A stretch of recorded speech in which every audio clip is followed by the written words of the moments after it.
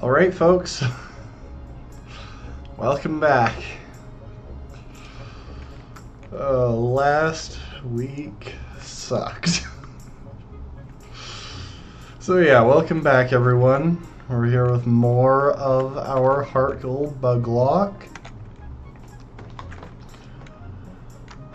Last time we finished up by dealing with Claire. And we were able to make it through one more gym with few enough difficulties to speak of. Oh, welcome to the stream, Bruce. And now we're on a whole new section of the game. Yeah, you didn't miss too much of the fun. Last week I streamed twice. And one of those times I kind of thoroughly regretted. Oh geez, last week's stream was not kind on my throat, but to be clear, still a tiny bit like tickly right about here. So you'll see me clearing my throat a good bit. But I don't think that it's actually damaged anymore, which is... You missed gyms 3 through 8. Oof. It's okay. For the record, gyms 3 through 8 were all relatively easy, especially when you compare them to the Elite Four. I'm not exaggerating when I say that even if I had been able to stream Saturday, I don't think we would have managed to make it to the Elite Four. Because I have spent the entire weekend trying, in between, you know, trying to not die because of my throat, attempting to figure out how to handle Lance, and I actually want to show you this one. Alright.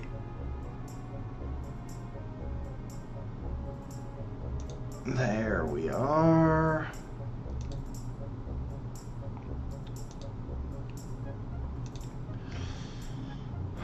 I hope the lag is on your end. There's a small part of me that was dealing with there was a bit of trouble earlier with oh, hang on. There was a bit of trouble I was having earlier with my network, or with the network I was connecting to for work. So I'm hoping that everything is working right today. So, real quick, I just want to highlight... Oh, this is the wrong window.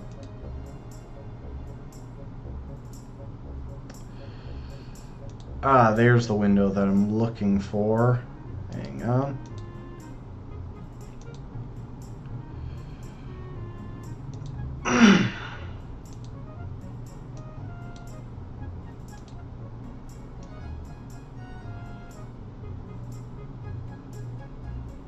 There we go. Welcome to the stream, Be Marching. Yes, I am back. So real quick, I just want to show y'all what I have been trying to plan for. There are this doesn't even include the several battles that were coming up on prior to the Elite Four, which I haven't actually looked at too much. Prior to the Elite Four, prior to the Elite Four, we have at least one major rival battle,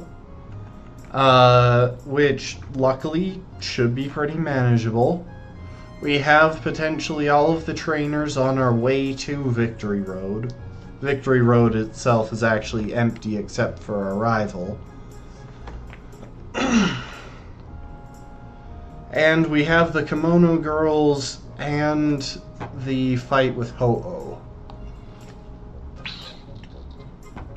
And luckily, well, and I didn't really pay any attention to literally any of that because of this string. Yes, I got Scyther from the bug catching contest. 11% odds. My mind was blown, but it's a pretty big saving grace since I was stupid enough to get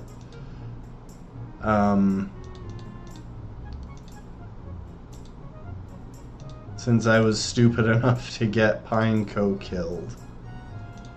Because not having a steel type would cause a lot of problems. Now, let's take a look at the Elite Four. We have Will. Please ignore the numerous ads on screen. There's not much I can do about them. I should really install an ad blocker or something. Anyway, 2 flying types. And several generally bulky Pokemon. Positives? We had Pineco for like less than 10 minutes. It died in its second battle against a wild Pidgey because I was dumb. So yeah, I still feel bad about that one. I'll put these away. So, yeah. Will has that. Everything on his team is vulnerable to both Ghost and Dark type moves, but being able to take advantage of those was actually a bit harder than I expected. We have Koga, and weirdly enough, most of Koga's team doesn't really have many exploitable weaknesses. Yeah, it's funny when you're not the person with exactly 2 defensive encounters in the entire run. So yeah,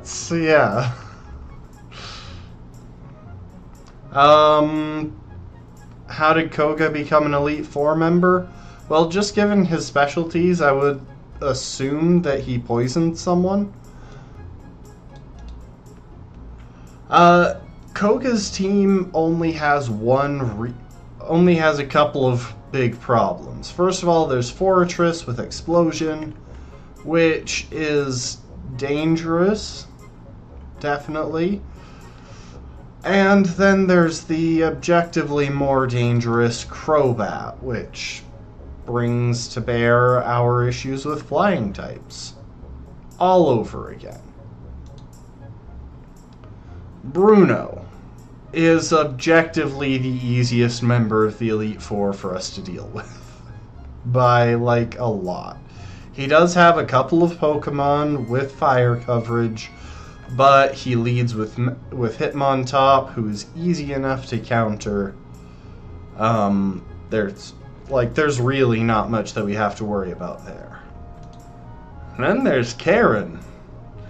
Karen has a flying type and a Houndoom. And if y'all remember the last Houndoom we fought and how much I stressed over that, you can imagine how much I stressed over this one.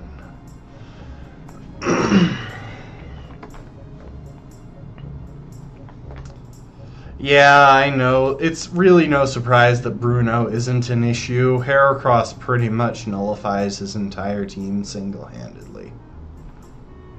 I don't even know why I'm saying pretty much. Heracross sweep. We're going to sweep his team with Heracross. But after all of those, it's worth noting, we've got like a couple of problematic Pokemon here, mainly the Xatu. We've got a couple of problematic Pokemon here, mainly the Crobat. We got a couple here, technically. Luckily, we outspeed both of the Pokemon with fire coverage. Welcome to the stream, Lastborn. And we've got a couple of problematic Pokemon here, the speedy Gengar and the dangerous Houndoom. So that's about 2 problematic Pokemon per Elite Four team that I had to plan around. Now I want to show you the team that has been basically giving me nightmares for the past several days. Let me introduce Lance. I want you to count real quick how many flying types are on Lance's team. That's right, there are 6. He has 6 flying types. One of which is flying rock, and one of which is flying fire. This is about as bad as things can get for us. So yeah, I think there's approximately a 0% chance that we make it through Lance without getting anyone on the team killed.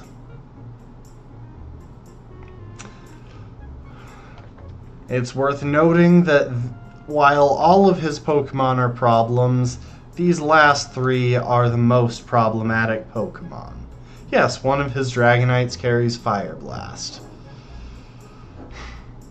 So we've got 6 flying types, 1 rock type, 1 fire type, 2 Pokemon with fire type coverage, and he leads with a Gyarados,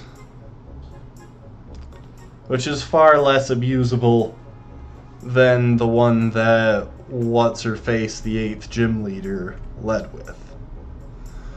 So, with all of that taken into account, you can imagine just how much time I spent trying to figure out how I was going to handle this person. And before we do any of that, I am going to take care of some quality of life real quick.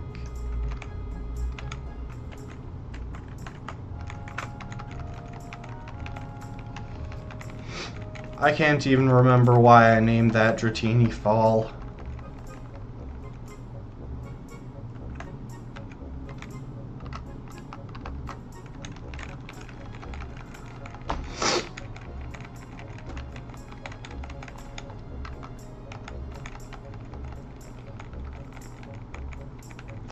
So yeah, we're just going to level this thing up to a Dragonite. We're never going to use it in battle. I just want it to be an HM slave.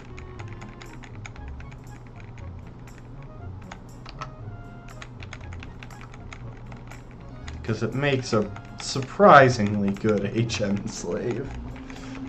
And you know, having a Dragonite as an HM slave is just kind of a flex.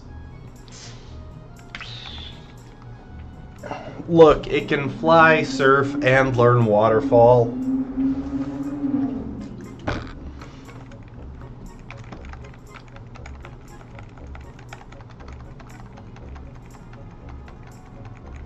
And it's not like I don't have the candies for it.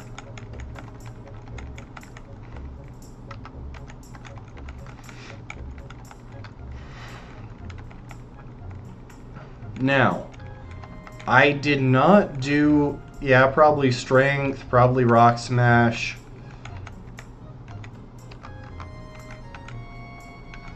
Lots of things there.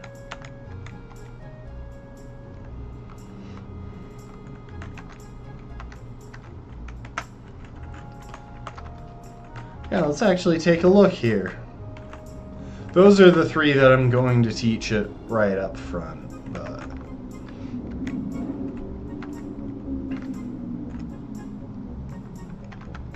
it'll just be nice roll compression so we don't have to switch between our surf user and our fly user.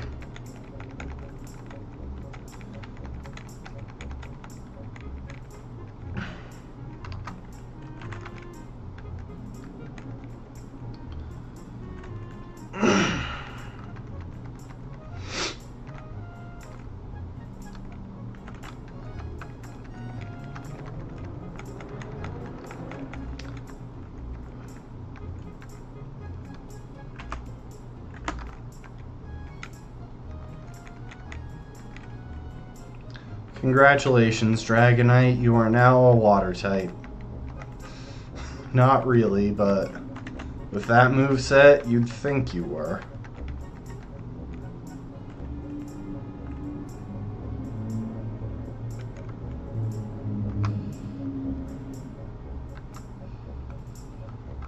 exactly. Be marching. Splish splash. Splish splash indeed. Okay. Now, despite all of my talk about the Elite Four, we aren't actually ready to take care of that yet. So our next destination is going to be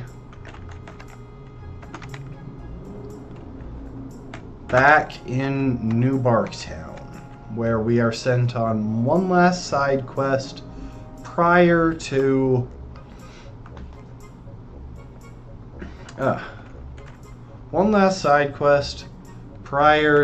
facing the next couple of routes that we need to visit. Yeah, I mean, they can be fished up. It's true.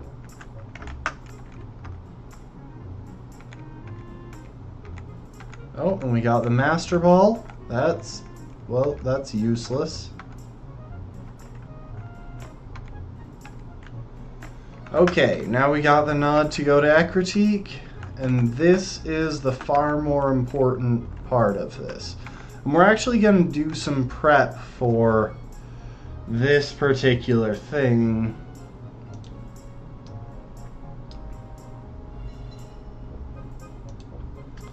Oh, if only I could.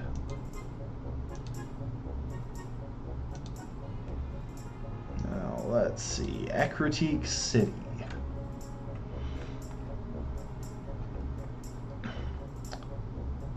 Yep, we're straight into the Kimono Girl Gauntlet, which is a string of 5 evolution battles. One-on-one, we can't heal or reorder our team in between matches. Which, yeah, it makes this a bit tricky.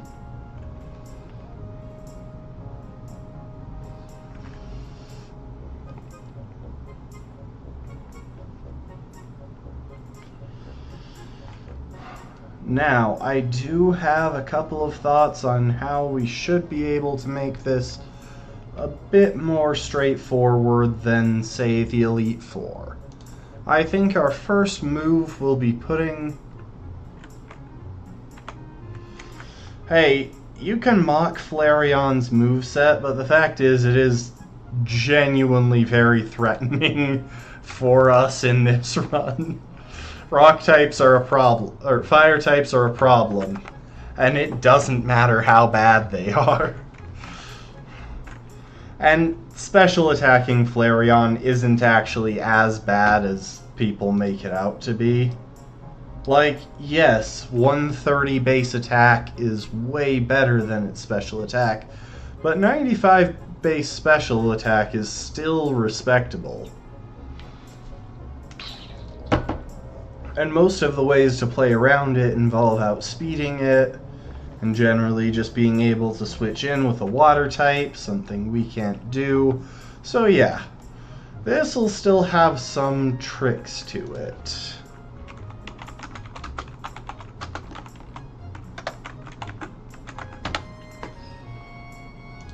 I am going to double check some stuff on Bulbapedia real quick.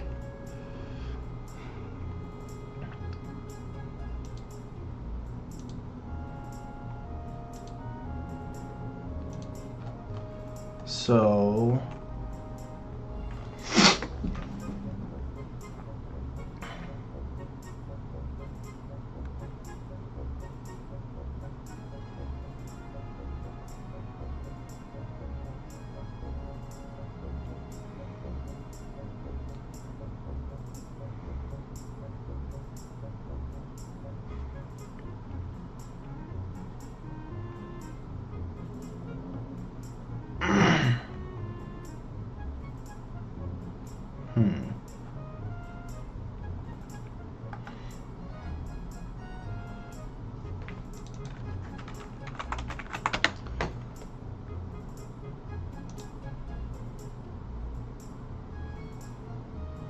okay, so it's Umbreon, Espeon, Flareon, Jolteon, and Vaporeon in that order. Got it. Give me one sec.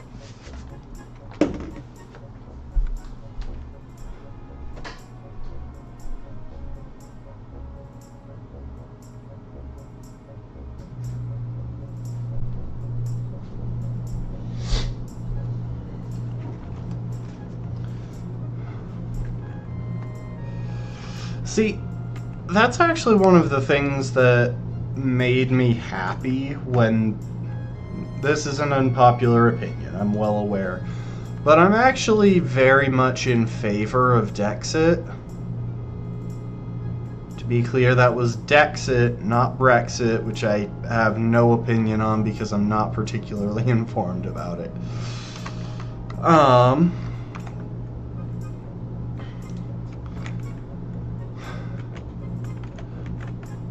The only way that we can realistically deal with the power creep is to stop trying to bring every Pokemon into the new generations.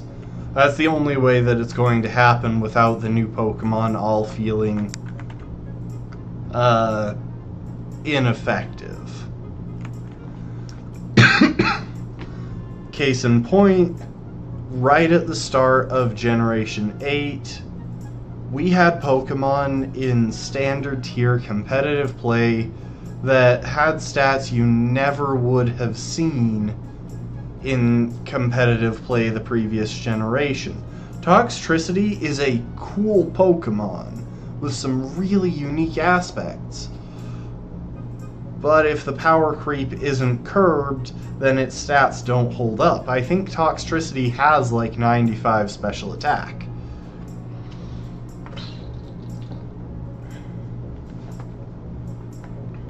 Things like that make it a more satisfying scenario to have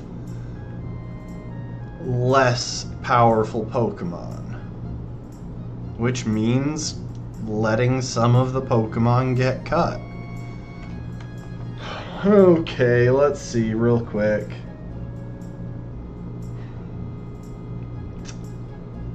We definitely don't need you for this particular fight.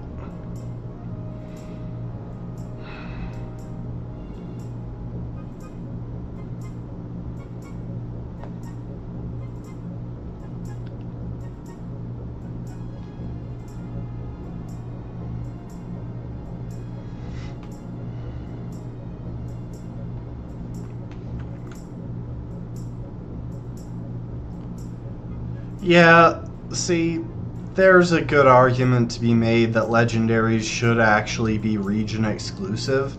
I don't even care about from a competitive standpoint. I am perfectly comfortable with Zapdos being in competitive play. It's been a staple of competitive play for the past 2.5 decades. I don't mind that. But why is Zapdos outside of Kanto and Johto? Allowances for Galarian Zapdos as they are. But, now, let's see. So, real quick, I should walk through my basic strategy that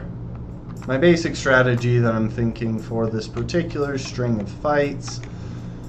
The start of that strategy will be Choice Scarf, Scizor.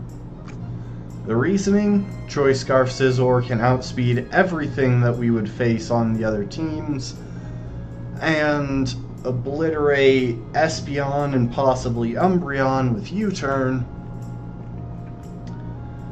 and switch out of the others for, Pokemon with better matchups. So, with Umbreon and Espeon considered, now let's look at the remaining opponents. So, Flareon is the big issue. A lot of it can be dealt with by making use of Bubble here. Bubble should be able to do a pretty decent job of stalling out its Fire Blast PP At which point, it'll become kind of ineffective. Like, even with Last Resort and Quick Attack, it can't do much to, yeah, even with Last Resort and Quick Attack, it can't do much to Scizor. Alternatively, we could just Encore it into Will-O-Wisp and take that chance to switch to Honey to soak up a Will-O-Wisp, get an attack buff, and absolutely wreck it.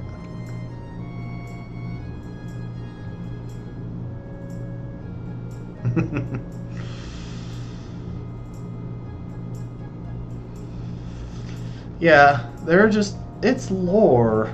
Like, you gotta think about what actually makes sense. I genuinely, firmly believe that Dexit was a great choice and should be a major part of their decision-making going forward. It's just that they're making those decisions wrong these days by bringing back all the legendaries and few of the other Pokemon. They've got this backwards. Bring back a lot of the normal Pokemon and be extremely selective on legendaries. Anyway, so yeah, Flareon, we will probably go ahead and stall out of Fire Blast, and then try to Encore it into Will-O-Wisp. If we can't do that, we'll probably accidentally Encore it into Last Resort, which will make things a bit easy, a bit tricky, but we can stall that out with Shuckle as well. Now, Vaporeon is a little tricky, but looking at its moveset, it's likely to go for Surf against Scizor, which means we can safely U-turn into Toad, who I think will have carrying a Yachi Berry to protect from any problems with its Aurora Beam, at which point we can put it to sleep and switch in literally anything to deal with it. Probably just Heracross. Jolteon is probably actually the trickiest of them all, simply because we don't have the best matchup into electric types, but again, Toad should be able to handle that pretty well. As long as Toad can come in safely and use Spore, it's gonna go down.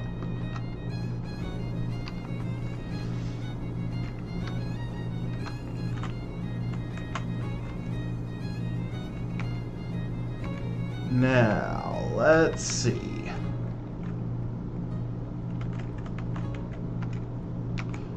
I do think we're going to switch Butterfree out for Ariados.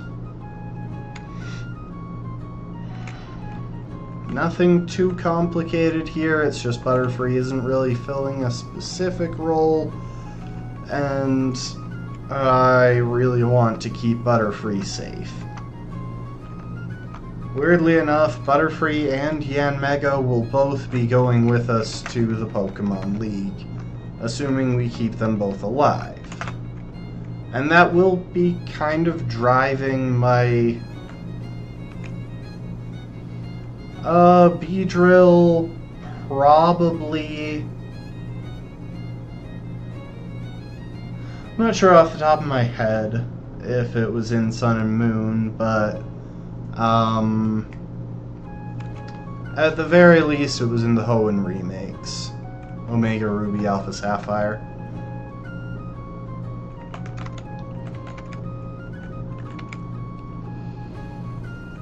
Okay, we are going to go ahead and give you a Yachi Berry.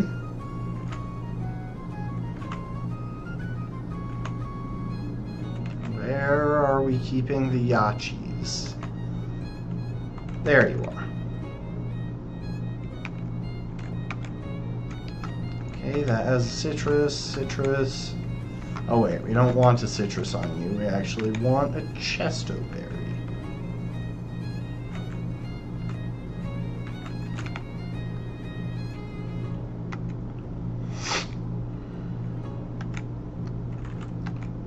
Natasha, you have choice specs. Yuko, you have choice scarf. Honey, you are present and wonderful, and we all love you. I don't think Honey's item actually matters all that much here.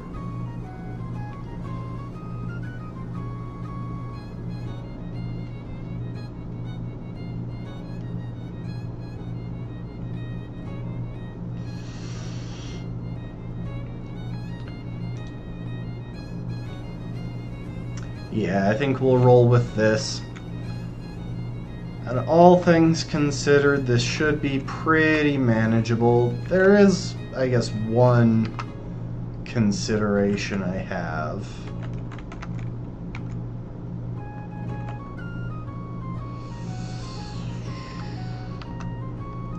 I really wish I had picked up...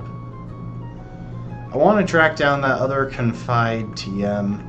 It's like the only TM I really care about adding to Bubble, but even then... Okay, let's go for it.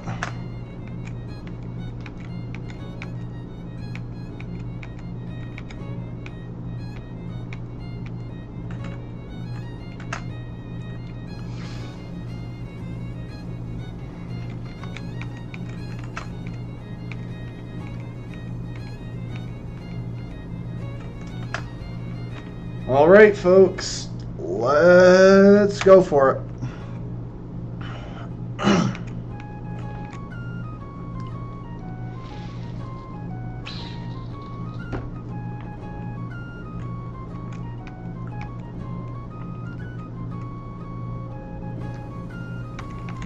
Alright, Scarf to U-turn.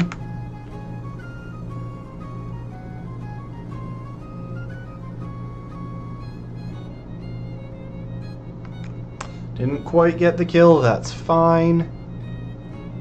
We'll bring in Natasha.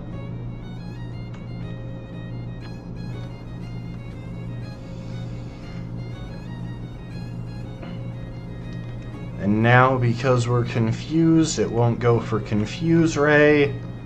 It should instead go for Dark Pulse, so we're back to Ryuko.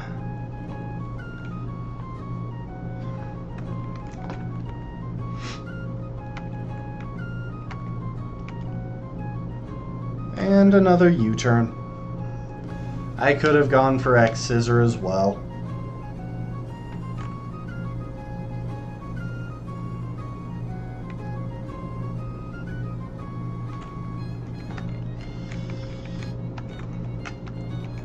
She says she doesn't have any Pokemon left. She does realize that she started the battle with one.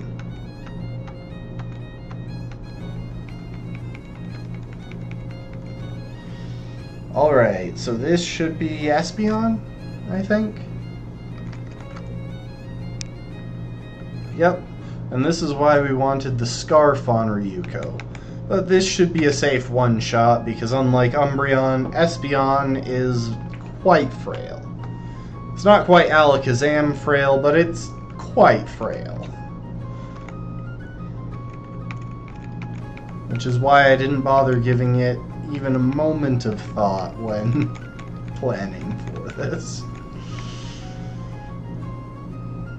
Okay, now it gets interesting. I think this is the one with Flareon.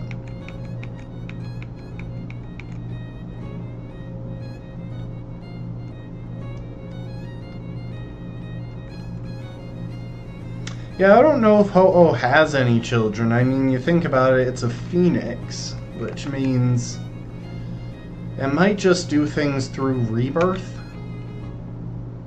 And we get a little chip with U-turn. Was that wasn't even a crit. We were hitting on the weaker defense of that. Oh, the beasts. I mean, kind of. Didn't actually give birth to them, it just resurrected them. Okay, now we're just gonna click Encore.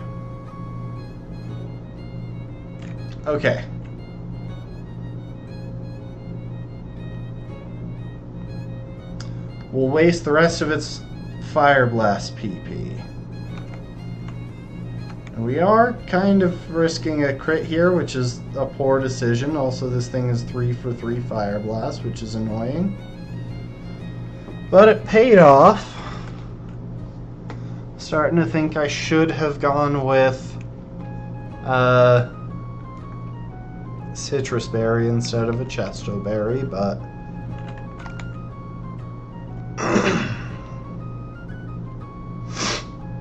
that's 4. Flash it once. And then we will click rest as it uses its last Fire Blast BP.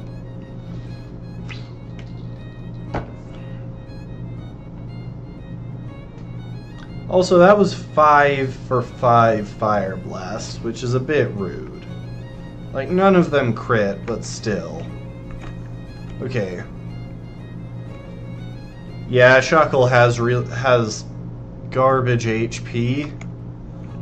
It is fully invested, so that's nice. Okay, so it looks like it's going for quick attack. So I don't think we'll be picking up a burn. Yeah. Oh, I already encored it. I didn't realize I had woken up. Okay, well, that was a waste. It's encored into quick attack. Ryuko, you're back in.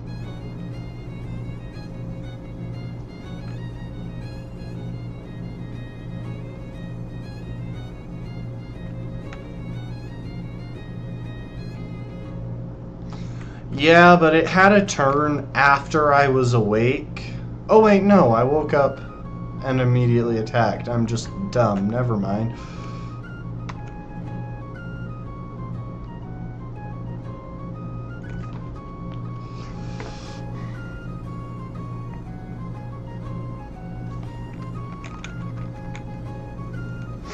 It doesn't really matter.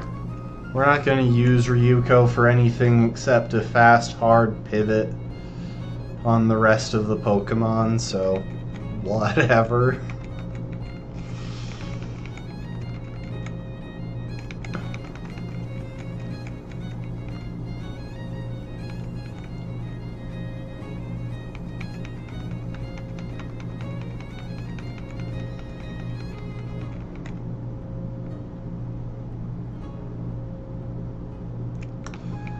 And its accuracy was only lowered by 1. You never trust accuracy strats offhand. If you're going to use accuracy strats, it should be to either cheese the early game, which admittedly is a valid strat, or you use it to... Okay, it's going for an electric type move. Like, cheese the early game, or use it when you just need the occasional miss mixed into all of the other stuff.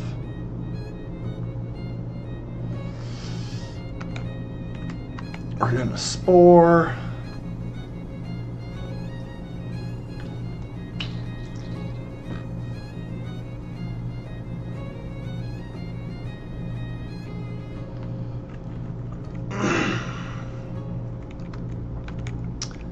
And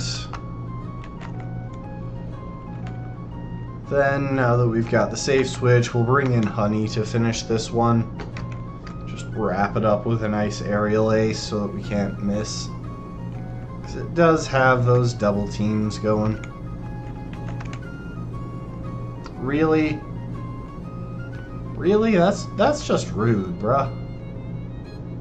I mean, Honey can take it, but still.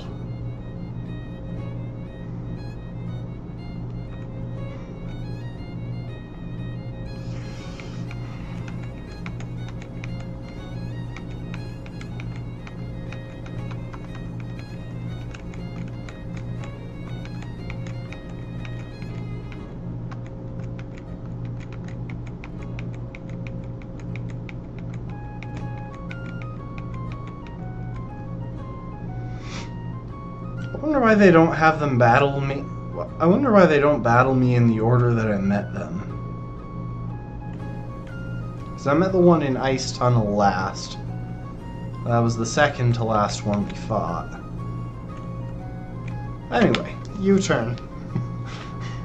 Ryuko has one gimmick in these fights.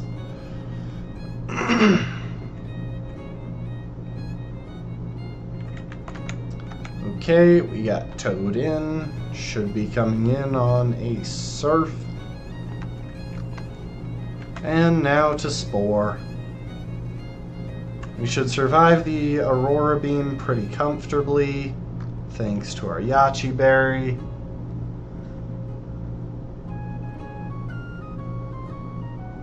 There's a part of me that thinks I should have gone with Lumberry to cure potential paralysis from Jolteon, but I don't think it really matters. We're just gonna plug away at this thing with Giga Drain.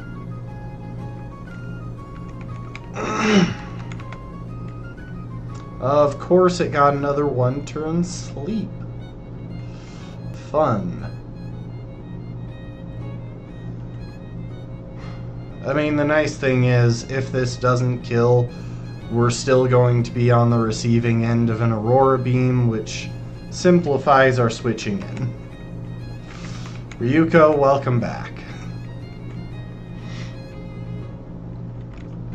Oh, by the way, for those who are watching, hang on, here.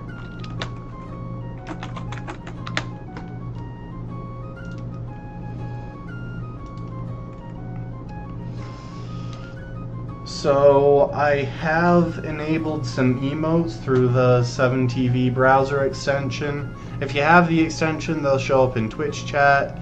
Even if you don't have the extension, they'll show up, you know, right there below me. So that's fun. There are fun ones like this one.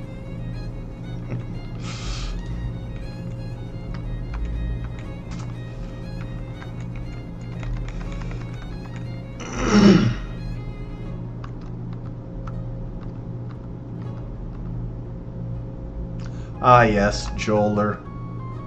A classic. Yes, I have Joel, and Joler.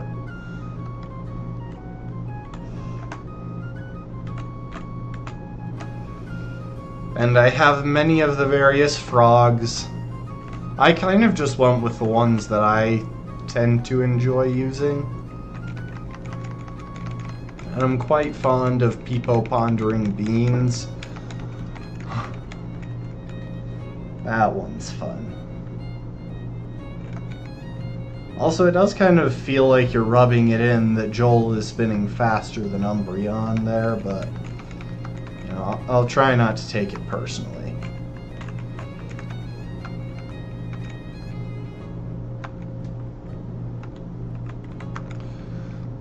Alright, so we have our next meaningful battle in the bell tower.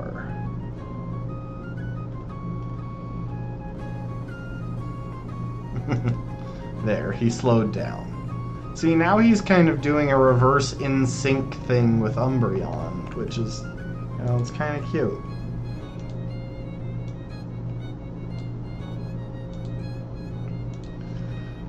Okay, so do we have trainers to clear on our way up the bell tower? Doesn't look like it. Oh, but we can snag a PP up on one of the floors. That is actually going to be pretty important. Yeah, okay, no trainers on the way up the bell tower, but then we have Ho-Oh at the top. So, before we actually do that storyline, and I'll be honest, I don't know if we can just run from Ho-Oh or if we have to fight it, but we do actually have a pretty reliable way of taking Ho-Oh out if we want to. It is our singular offensive counter for flying types, which we will be using to a ridiculous extent in the Elite Four, Choice Spec Yen Mega. Yep, that's kind of the strategy.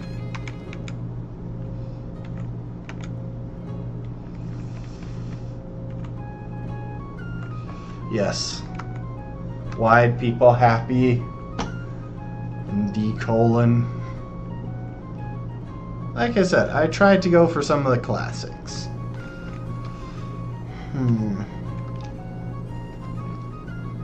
Okay, so anyway, we're going to go and try and clear out some of the trainers that are going to be blocking our way.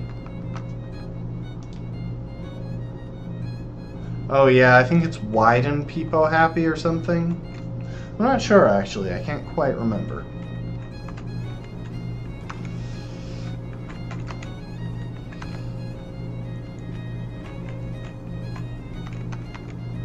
Anyway, we'll fly off to Cherry Grove City. Clear out some of the opponents that'll be in our way on the way to the Elite Four, just so we don't have to deal with them, just so we can afford to get some extra levels prior to facing Ho-Oh. And truthfully, I'm not even sure that I want to face Ho-Oh. I should probably just look this up, so real quick. Bell Tower Bulbapedia.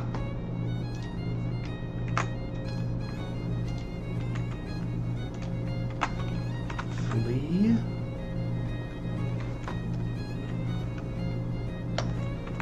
Run.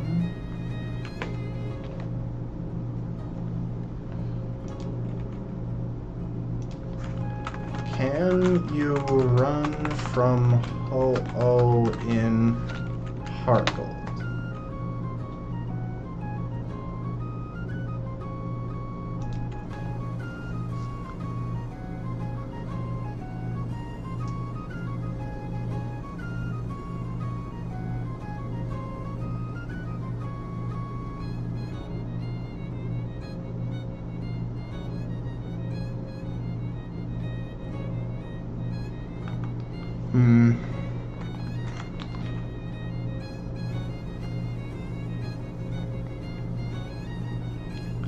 Okay.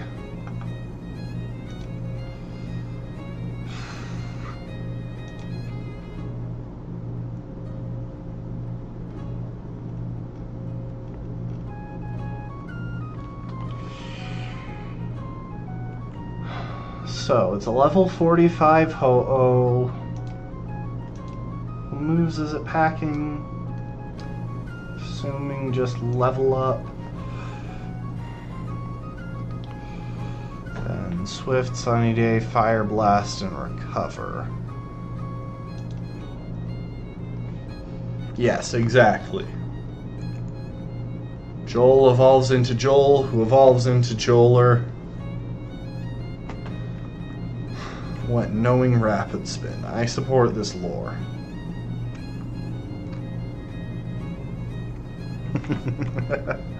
Welcome to the stream, Rafkin. We are playing with emotes.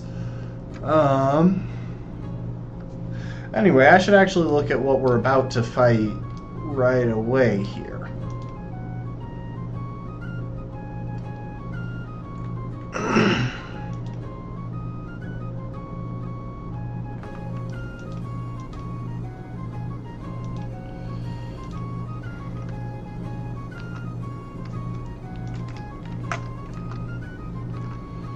I'll just roll with these guys for the moment.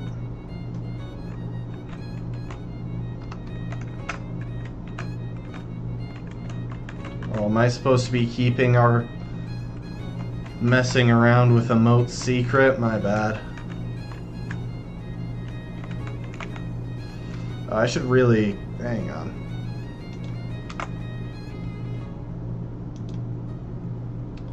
There we go. I've pinned the message that has the link for anyone new who shows up.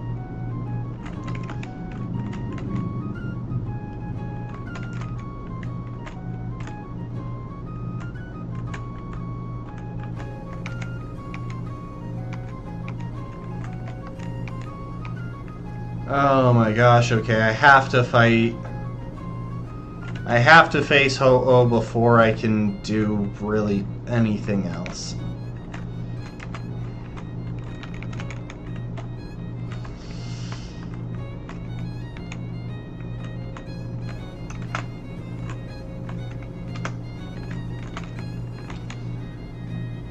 Okay.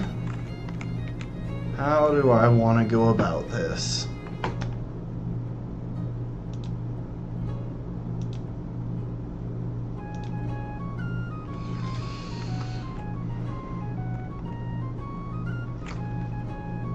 Because the thing is, I'm not actually really a fan of just throwing the Master Ball at it. Always found that a tad dubious. Hang on.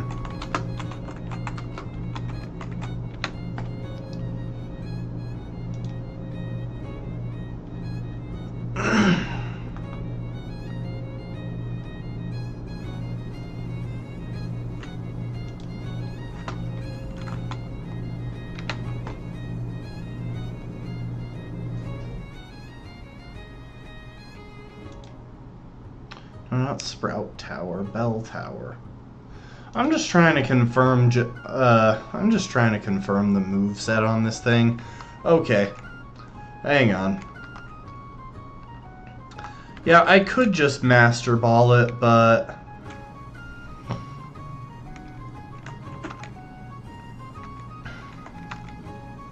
all right. There are two main strategies I can draw on in order to deal with this. And they can be supplemented by a third.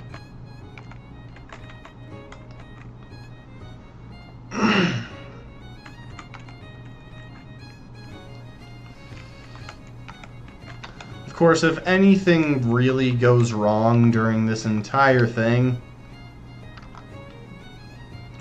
we are screwed. If we lose a Pokemon to this fight, it will actually be the death of the run, because 3 of the Pokemon that we're taking are crucial for the Elite Four.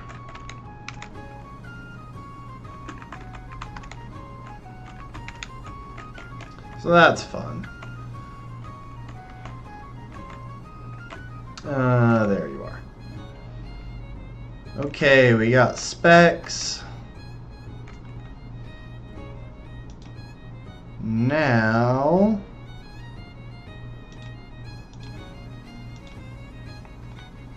give me just a sec while I pull up the details on Natural Gift.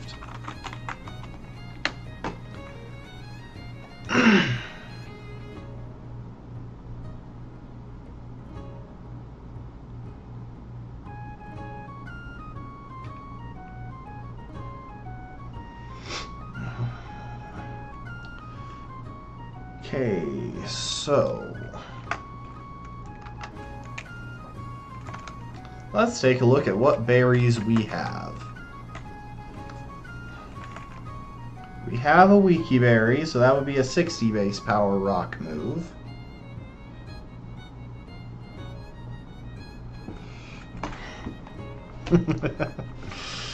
Yes. For the record, it is a fun run. I mean, the very start of it is a nightmare, but everything past that is just interesting. Okay. We don't have a Maggost Berry. We should have a Charty Berry.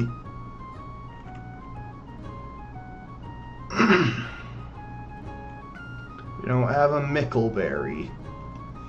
Yeah, I think Charty Berry is our best bet. And as far as other stuff, we'll go ahead and give a Citrus Berry to Bubble.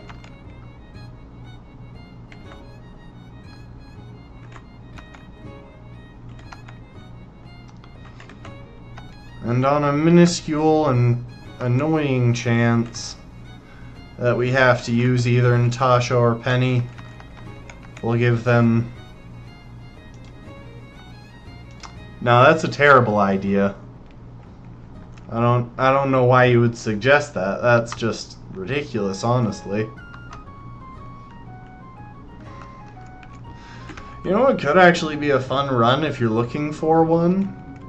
Do a Sada or Turo run of Scarlet and Violet where you only use the non-Paradox versions of their team. I did some theory crafting for that a while ago and it was genuinely interesting. And you know what? We're gonna play it safe. Two things.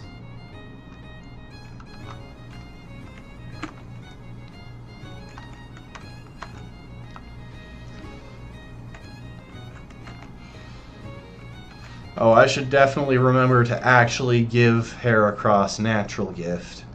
That's important.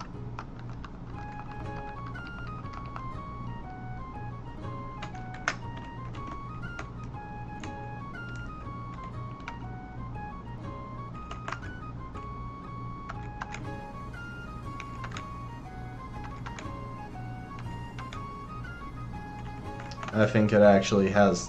I don't think it has Poison Sting anymore.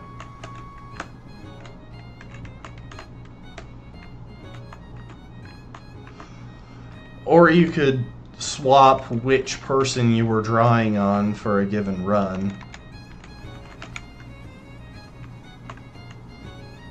That was kind of how I was looking into it. Or you could allow Pokemon from either of them in either run.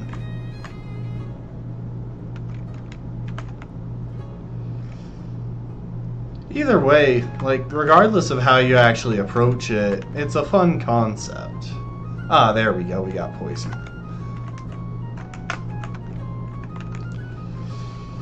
Getting a cheeky little poison there will save us, will give us some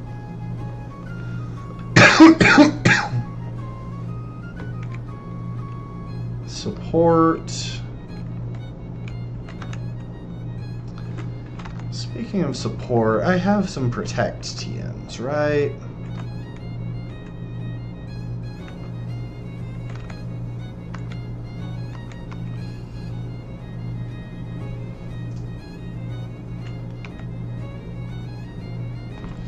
Yeah, if you ran with Species Clause, you would only be able to get one or the other.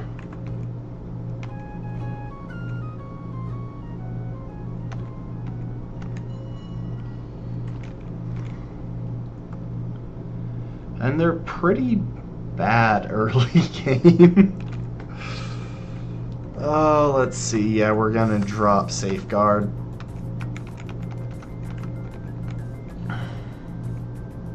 I think this is actually pretty much the moveset that I was planning. Yeah, this is the moveset that I was planning for Bubble for the Elite Four.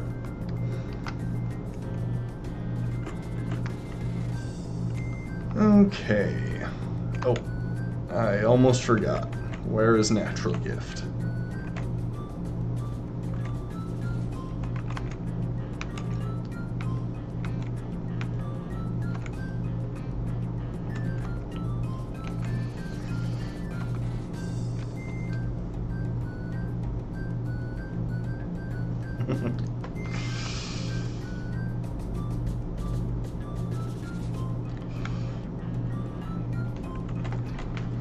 Hey, your moveset is between you and the game.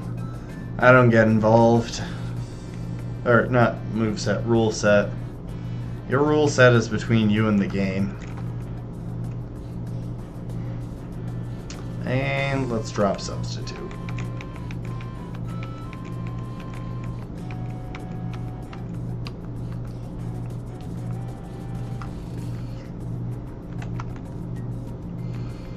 So yeah, in case it wasn't obvious, the plan is to go in with Bubble, turn one Encore to get...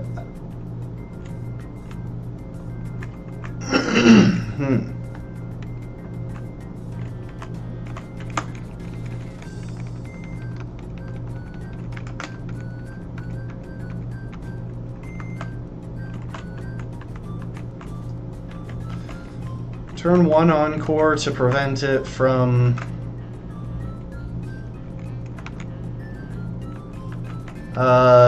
changing up moves and messing up the strategy.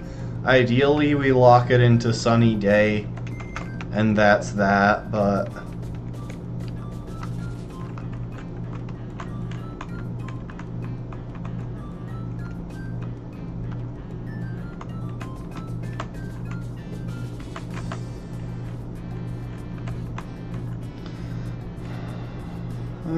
Okay, let's see. Need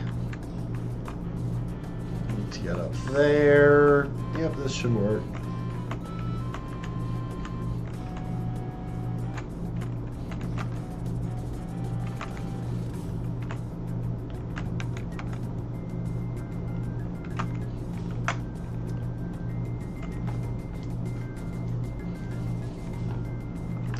So you have to pick them up later in the line.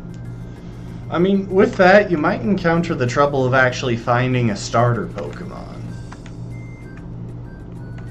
Because I'll be honest, I think that Ralts is the main option for a starter with the planning that I had done.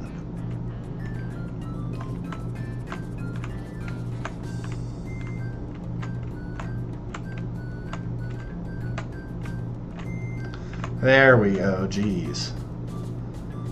That was annoying.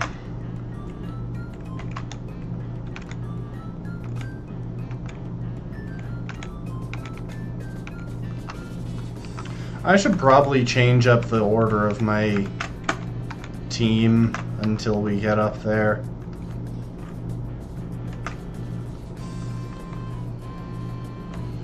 Alright, let's see. I'm thinking that this looks good.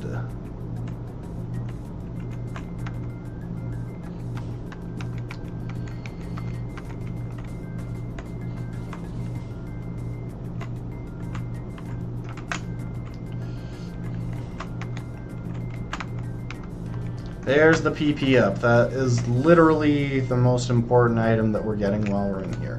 Oh. There's one other thing that I should take care of before I forget. I'm just gonna bump everyone to level 43.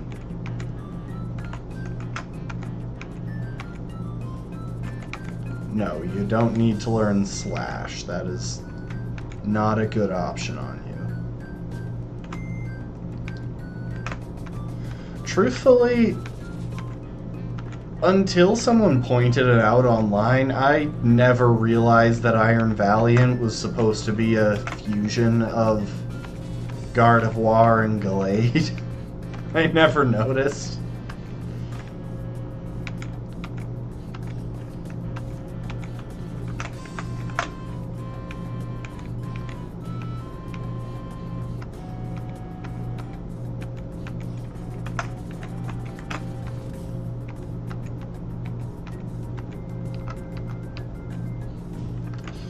I'll be honest, as far as the variant Pokemon go, the Paradox Pokemon are some of my favorites, mainly the ones from Scarlet, though. I just think they have more personality than ones from Violet. Like, robots are a thing and all that, but... Okay, so... I can't progress from there.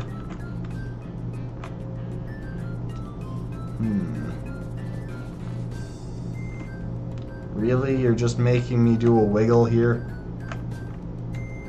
Why must I wiggle?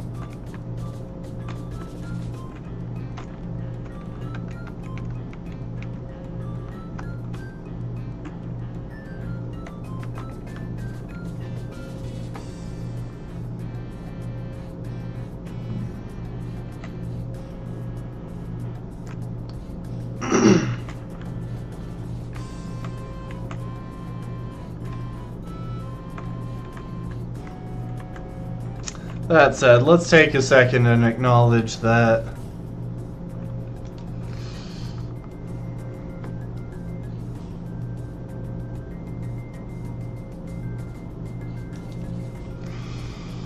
oh, thank you, Automod. It just blocked a bot. let's be fair, Roaring Moon was unnecessary. Okay, so I want to see this for a sec. Okay, that's just a path back.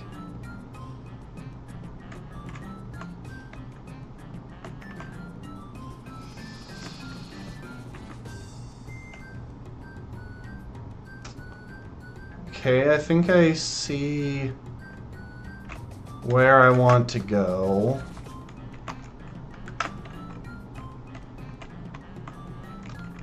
How's Heracross doing? Just fine.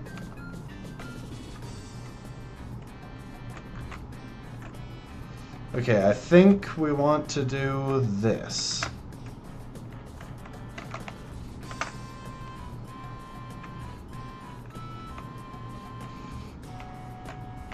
Oh, see, there's a trick to that. Roaring Moon isn't nearly as annoying to shiny hunt if you don't shiny hunt. Works really well. Okay, so I went on the wrong path there, but I saw the right path. We just do our wiggles.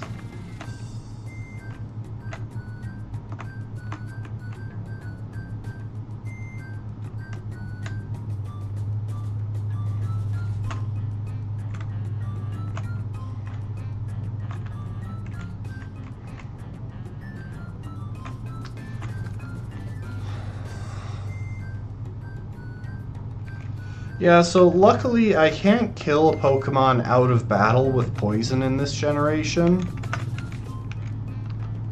Because once they get down to 1 hit point, they heal themselves.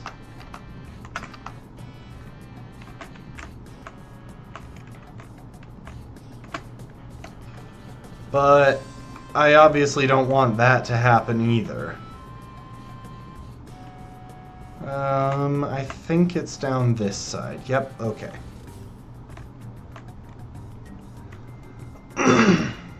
Funnily enough, in the original Nuzlocke, the one done in comic version by Nick Franco, one of his Pokemon went down to poison very early on, his Beautifly. If you want to know how I know that, it's because I remember useless facts. That is literally it.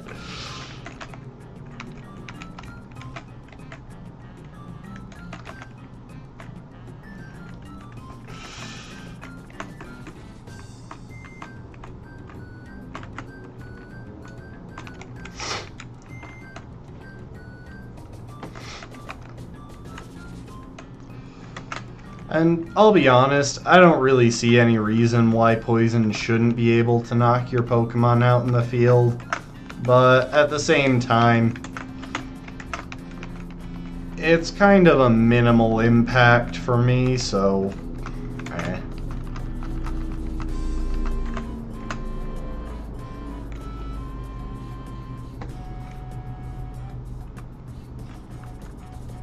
Are these teleporters?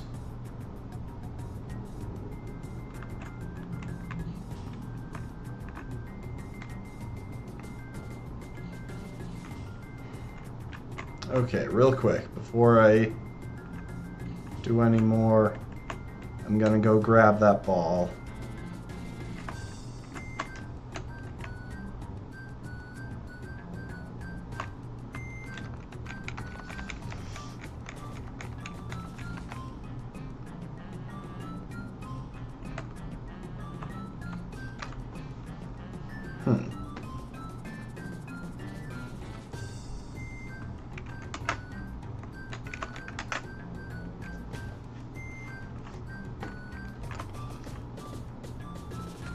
Yeah, the original Nuzlocke is a fun piece of Pokemon history.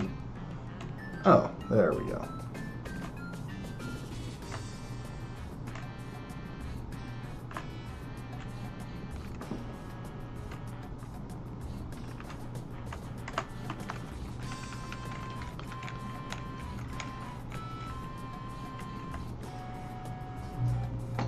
And of course, it wasn't originally called a Nuzlocke. At first, it was known as Pokemon Hard Mode.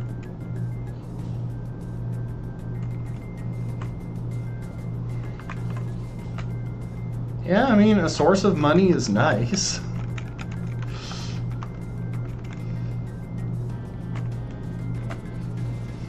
In my own time, I've been doing Scarlet using only fire types, and at one point, I really needed money for a certain item. I can't remember exactly what, but I can't tell if I got everything there, but I think we're out. Okay. There we go.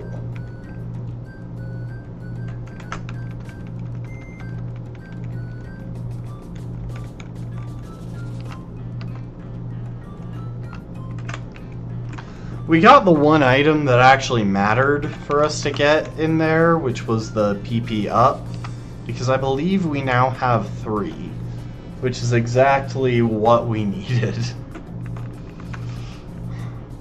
Fun fact, this is actually a very important item for our Elite Four attempt. There's exactly one move that we need more PP on.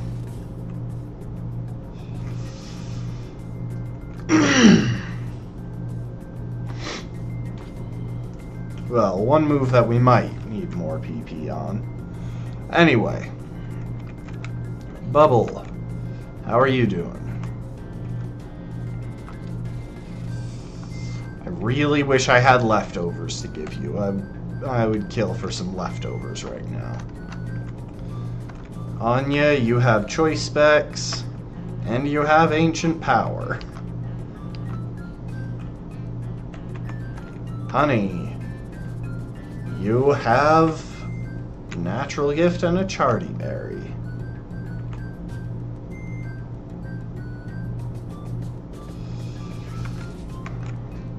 Ah, well, see, you would not be able to use a Lepa berry for any move if you had to be carrying choice specs. And Aka berries on our 2 in the back.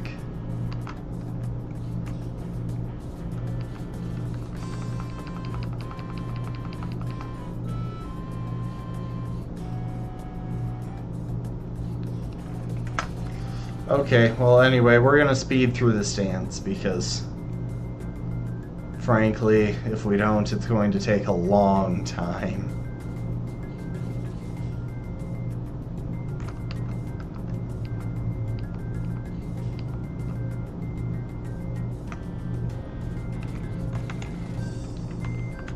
Okay, we're gonna take a second. Heal up Honey.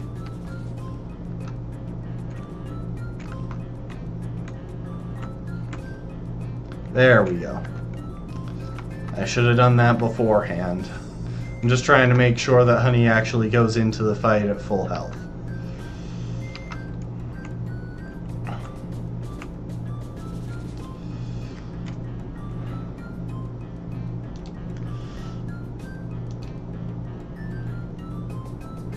You know what? Mount Lava Lava theme should work just fine. Ow! For the Ho-Oh fight.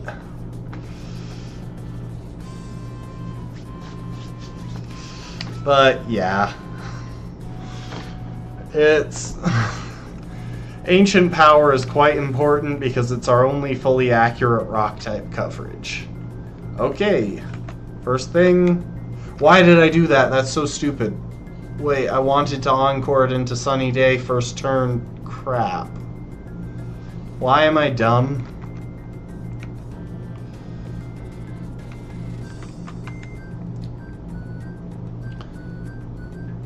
You know what, Ho-Oh? I respect it. That could have actually been a run-ending mistake right there. Me just smooth-braining into thinking, oh, I'll just waste a turn of their move. Turn 1 to... using Protect, and then realizing, no, it's probably going for Sunny Day. Okay, well, we're going straight into honey. So that's sunny day number 3.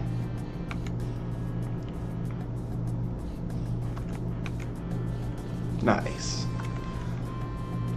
And this is natural gift, which should be a solid one-shot.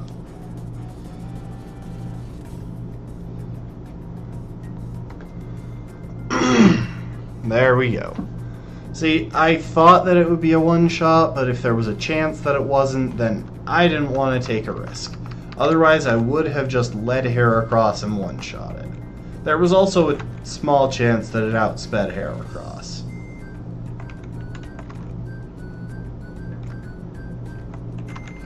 Alright, honey, have a citrus berry.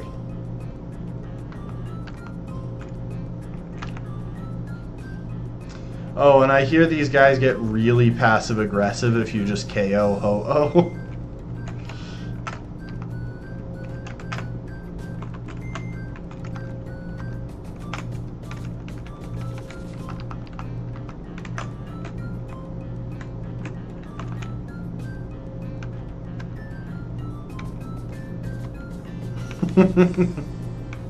You have to... So, just this one gets super passive-aggressive. If that is not what you... If that is what you believe, we will not try to convince you otherwise. I believe that Ho-Oh is not a bug type, which does not make it a valid encounter. Meanwhile, this one is just like, you've done a great job murdering the god of the skies in Hoenn. Say hello to Professor Elm for us. It's a phoenix. It'll be back. Yeah, all of the rest are just super positive. And then the one is just so pissed that we just chucked a berry made into a rock at it. Okay. No, not bag. Oh, how did they get down? Anyway, we're flying. Okay, after all that, we can finally...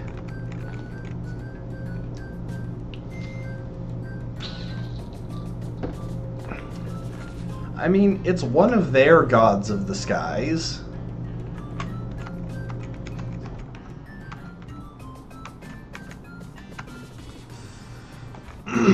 I do appreciate something that was pointed out somewhere along the line. I think it was Flygon HG who said this.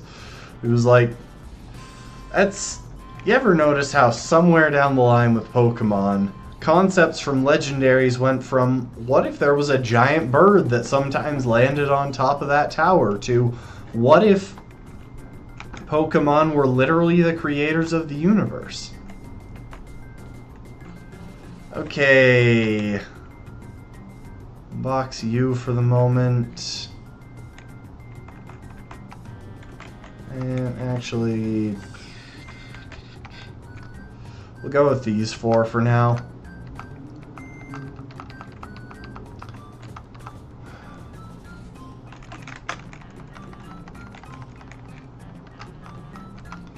Still, thanks to Ho-Oh for being an absolute bro and using Sunny Day twice in a row. Because that unironically could have been the end of the run. And you get a citrus berry. I don't think you need a scarf anymore.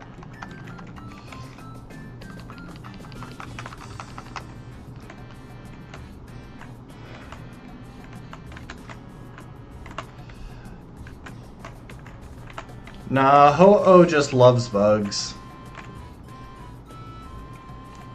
It had nothing to do with wild Pokemon AI and everything to do with Ho-Oh wanting the challenge to succeed.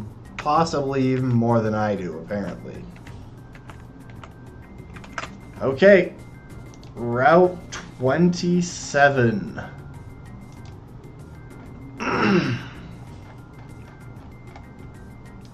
Ah, jeez.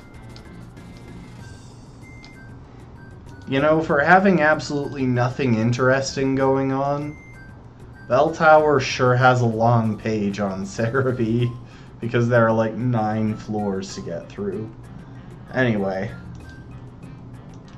Route 27. What trainers do we want to look out for? There are no encounters here. I've already done the looking ahead for that.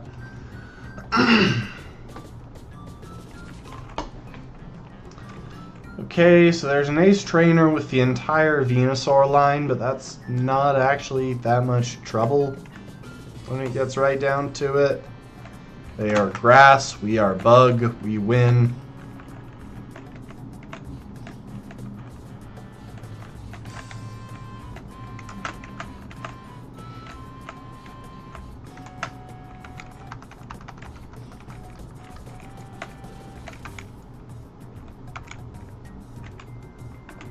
So yeah, now we have Kanto.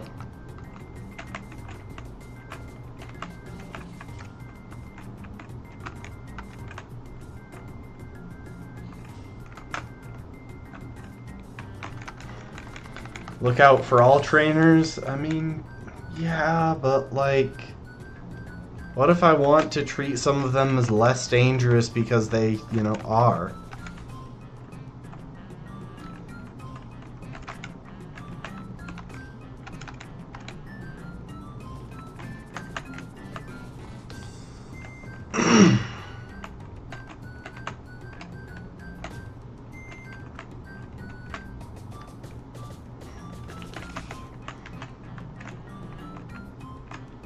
I can't remember what this is, but I'm pretty sure it's a TM. Oh no, it's a Moonstone. Yeah, if I still needed a Moonstone by this point in the game and hadn't just gotten it from the Pokeathlon Dome. Okay. So, this chick is the one with all of the grass starters. I'm going to avoid her because I see no real reason to fight her, but we could pretty easily win that match if we tried.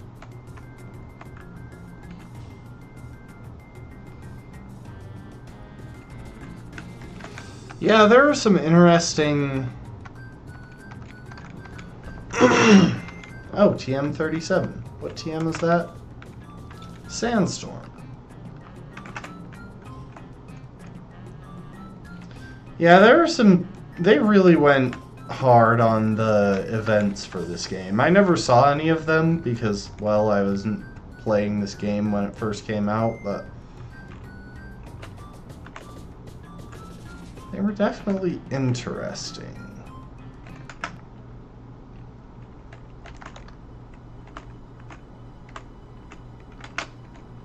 Okay, first things first. Where are my repels? I must have picked up at least a couple of them along the way. I saw a max repel there, but let's see. Yep, we got just an ordinary repel here.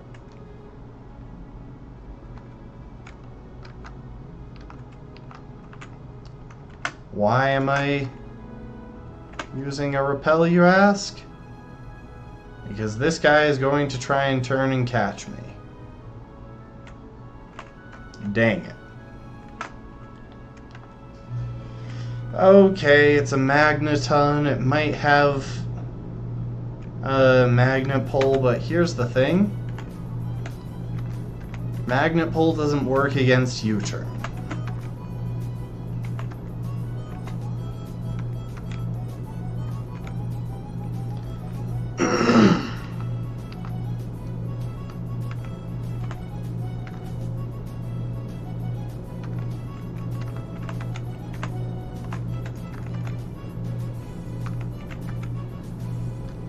Alright, dual sleep.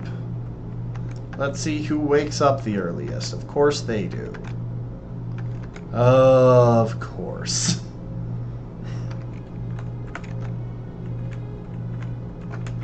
So yeah. I probably could have done the spinner trick there, but I've never gotten the knack for it. And it always seems slightly trickier than everyone makes it sound. Maybe I'm just doing it wrong. Okay, there's a dude with a Mareep and a guy with a Farfetch'd. Both of which would be pretty manageable, but we're going to avoid them if possible.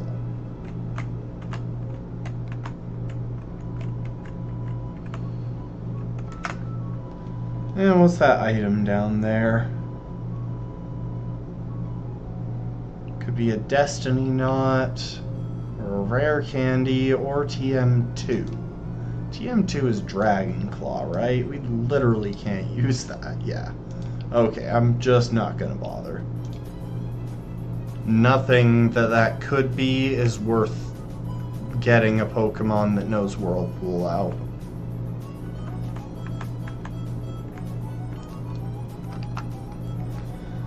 Alright. So that was the person with the Mareep.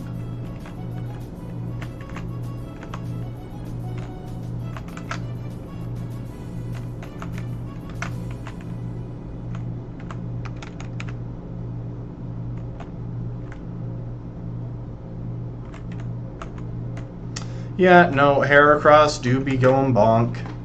It's happening a lot. It's a solid strategy, what can I say?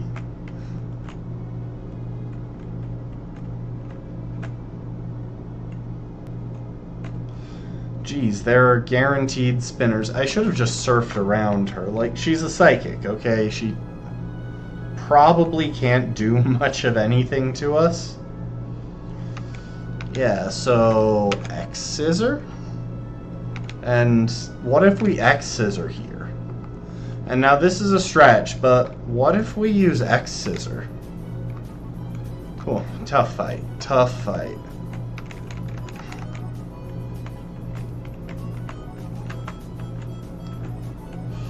Fair is fair. Scizor is one of the absolute best Pokemon that we get a hold of for using actual Bug-type moves. Okay, so we got off the rest of that route reasonably well. What is on Route 26? First off, are there any useful items? There's a PP Max somewhere around here, which might be worth grabbing. Yeah, some spinners sense you and try to deliberately turn. That's why the spinner trick is used in speed runs.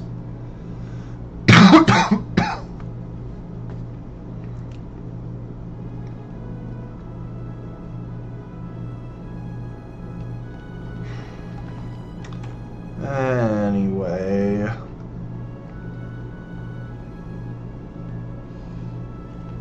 there's a person with a Blastoise, but that shouldn't be too much trouble since we have Toad. There's a person with a Flareon, but its only fire move is Ember.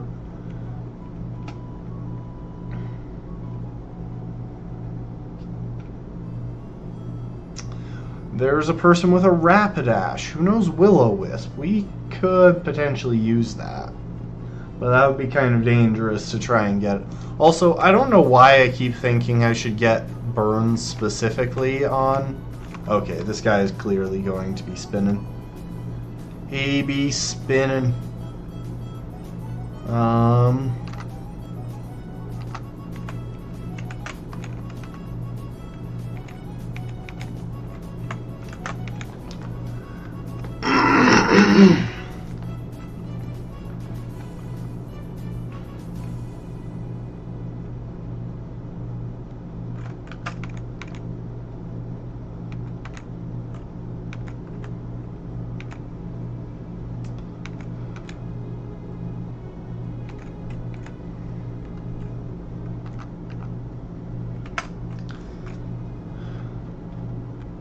Yeah, let's avoid that person if we can. Like, we could absolutely beat that Rapidash if we're smart about it, but I don't really want to have to beat that Rapidash.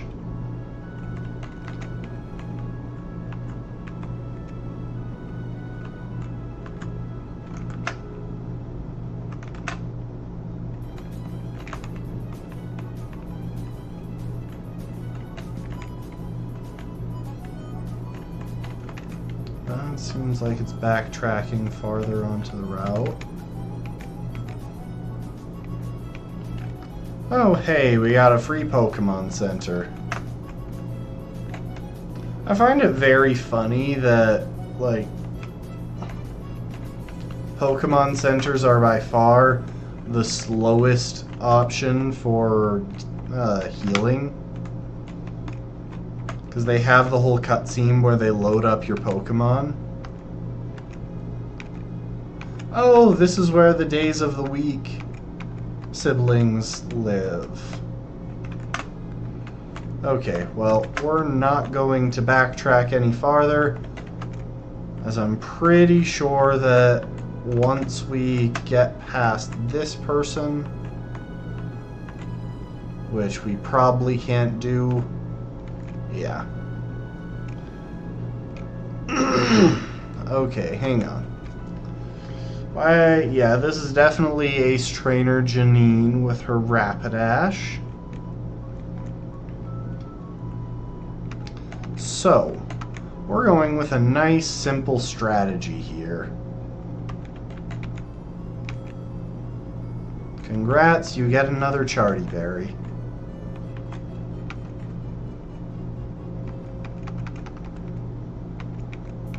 So, I actually looked it up between streams because I was curious. In this generation, burns do the same amount of damage as poison. So there's no advantage to being burned over being poisoned, outside of niche interactions with moves. If it was a choice between being toxic and being burned, that would be another thing.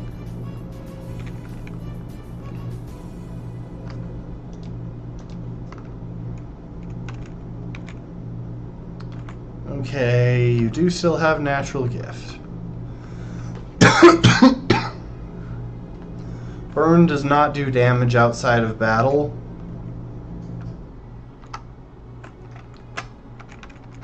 But that's a minor enough thing for all of this. And I don't plan on maintaining poison straight through the Elite Four because we're likely to take some chip damage and... Wait, what the heck? Oh. This is the person with the Pikachu and the Blastoise. Okay, well...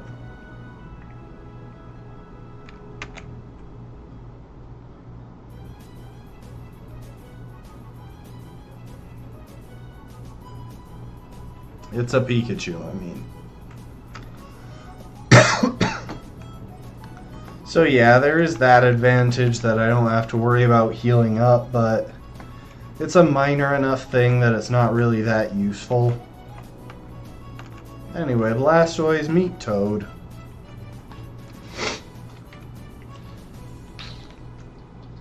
Imagine a crossover between Pokemon and Mario, and we got like a Toad with just a Parasect pattern. Anyway. This thing does have Bite, so it can damage us, but it can't damage us meaningfully.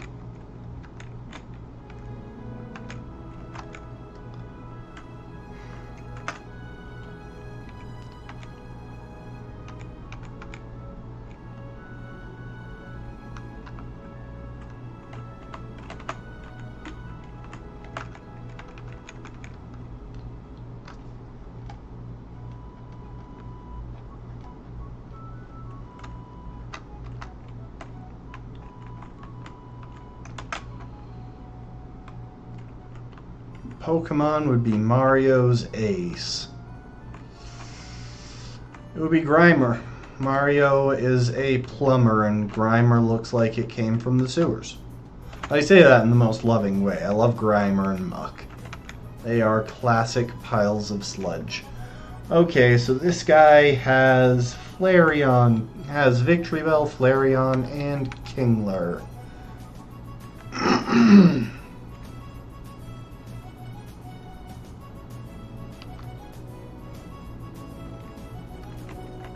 Well, this is a great time to save.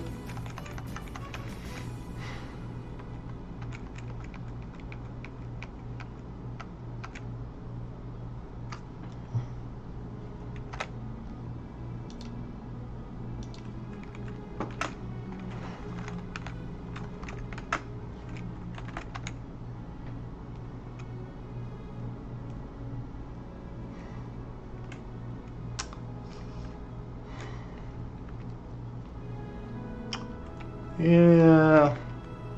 This should be fine. Victory Bell can barely touch us.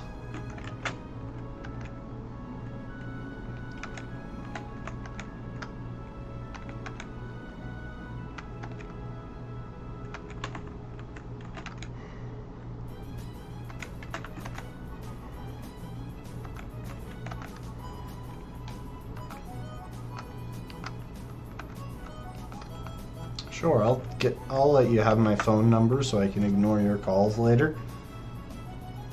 And this guy has Parasect, Golduck, and Vaporeon.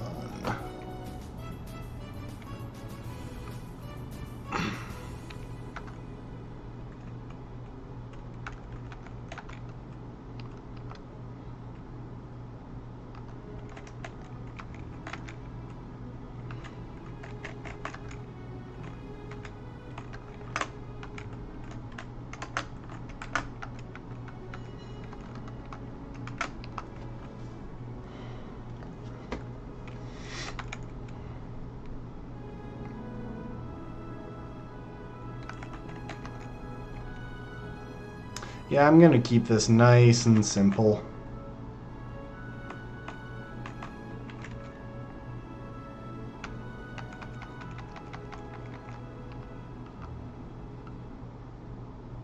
Actually, I should have done that with Ryuko. Was actually a better option to do that with.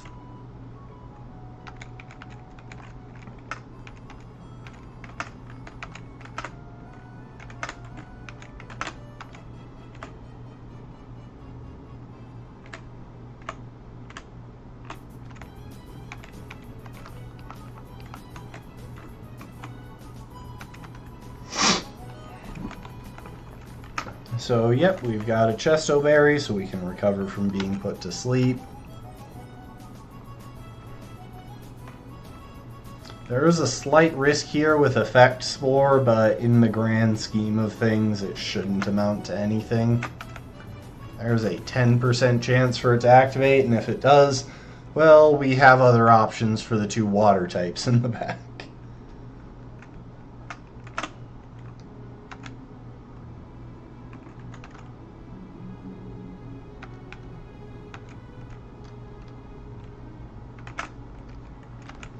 Okay.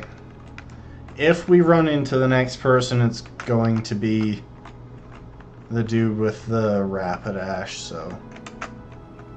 Well, not a dude, but anyway.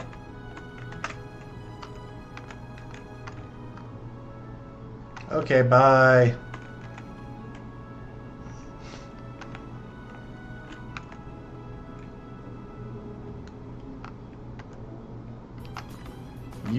No, I am not battling with you ever again. Okay, real quick, I want to test something now. I want to make sure that we can fly to this location. Yep.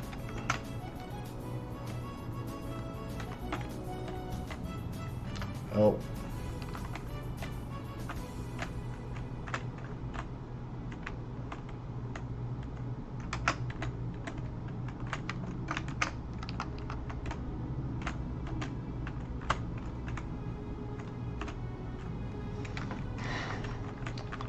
Hey, don't judge me too harshly, alright? I never claimed to be intelligent.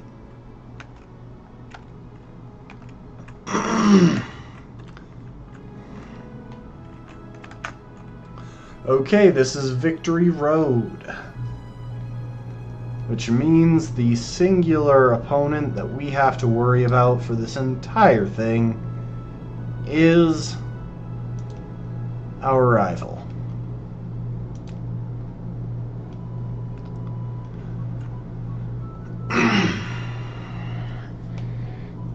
Though we do get access to some nice things, like we get access to the TM for Earthquake somewhere in here.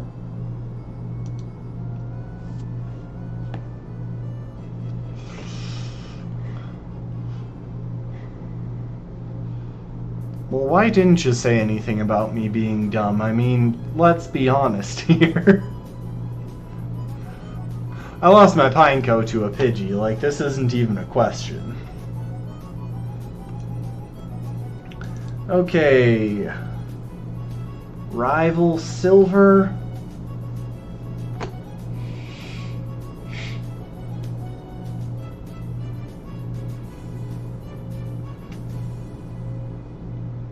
Yeah, we've got a few options for how we want to handle this, but the first of those options is to fly to somewhere with a PC.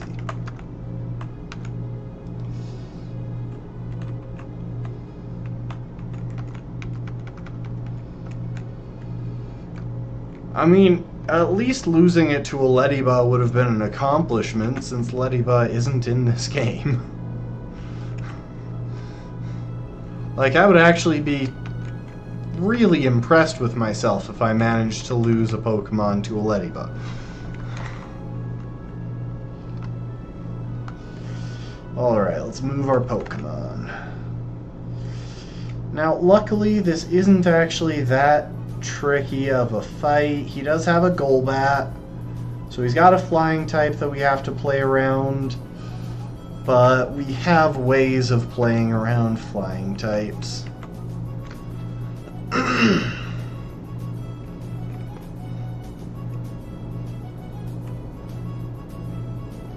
Honestly, the best way to play around this flying type is probably just to change up the moveset on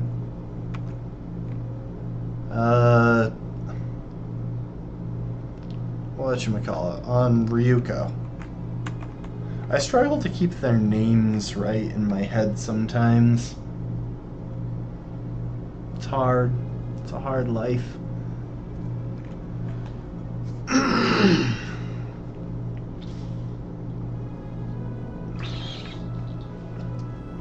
Mono Larvitar run. It's actually an interesting concept. It's not the mono run that I'm immediately drawn to, though. I expect that someday I'll have to do a mono Umbreon run in something.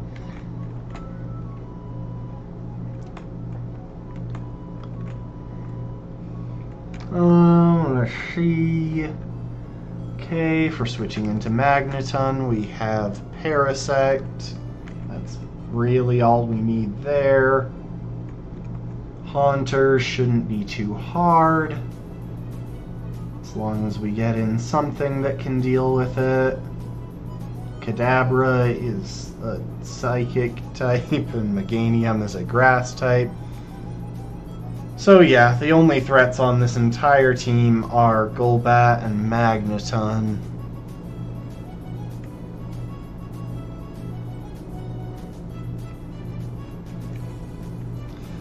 Yeah, there's some fun Pokemon. Still upset that I couldn't get Porygon 2 prior to the post-game in Pokemon Sun. It would have made such a great addition to the Heightlock team.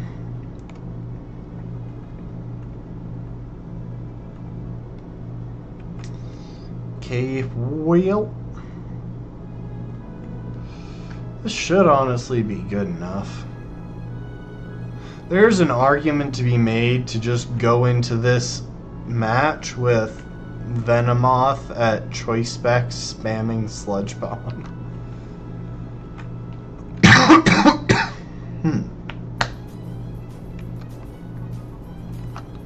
But we'll roll with these guys for now. It shouldn't make a meaningful difference as long as we do one thing in Blackthorn City real quick.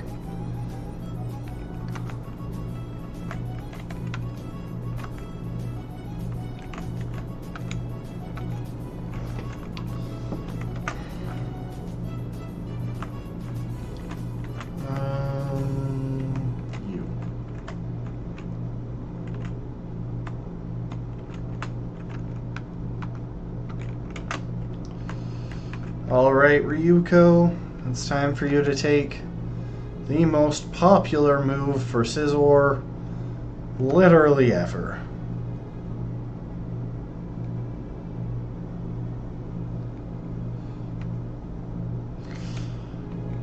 I mean, yeah, it's never gonna happen. Instead of Porygon 3, they chose to invent Porygon Z. Hold up a sec.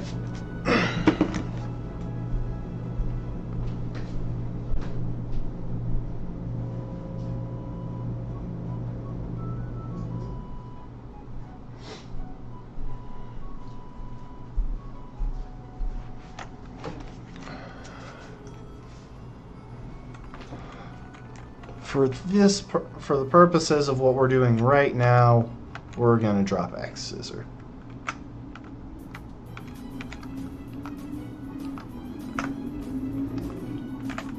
Okay, and that should be enough.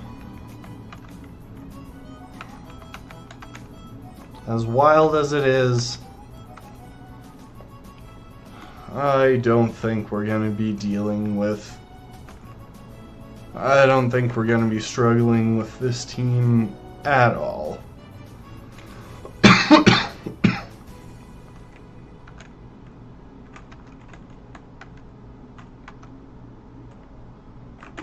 We will be giving you a cherry berry, though, because getting paralyzed could be annoying. And you can also have a cherry berry. Why not?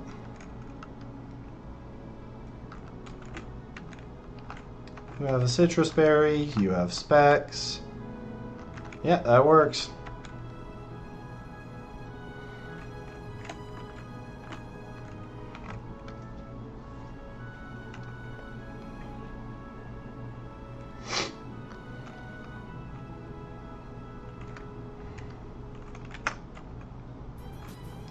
And now for an extremely intricate strategy.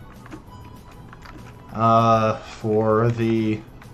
Oh, hang on. Almost forgot.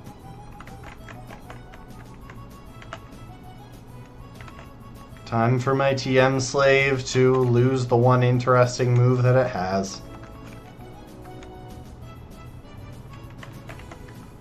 HM slave. Why do I keep saying TM slave?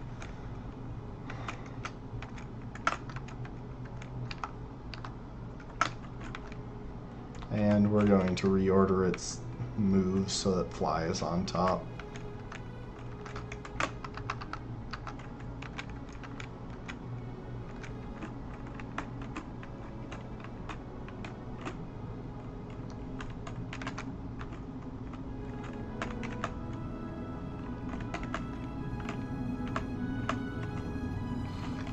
Funnily enough, in mono ground, if you want to maximize all of your encounters in this game, you actually have to wait to get the Union Cave encounter until you've gotten the Victory Road encounter.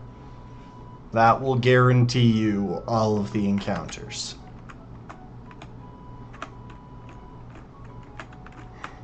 I love how the lore is just that our rival went on a tear through the entirety of Victory Road.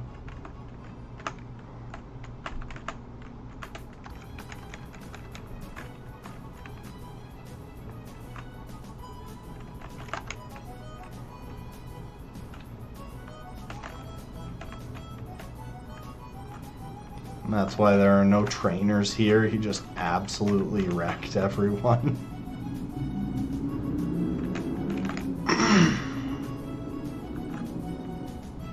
Okay, here's a ladder. Anything interesting up this way? I have no idea of the path through this place as well. I have only gotten to this point in this game a couple of times.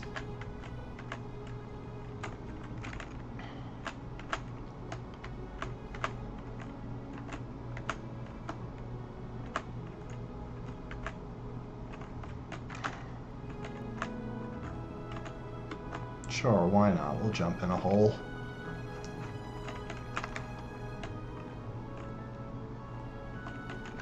Why am I going back and forth?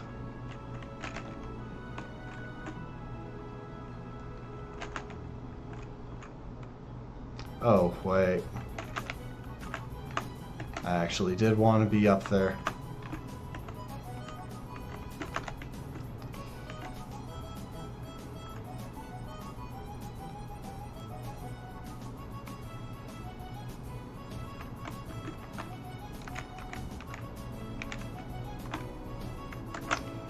I haven't seen anything.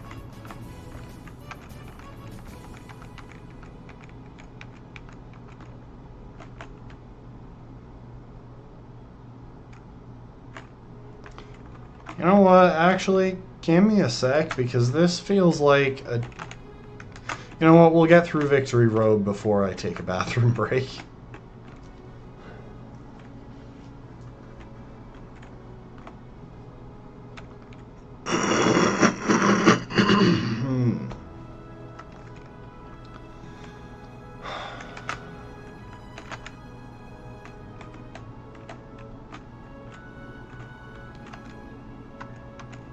That's an Ultra Ball.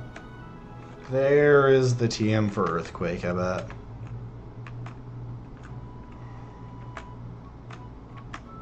I'm thinking this hole.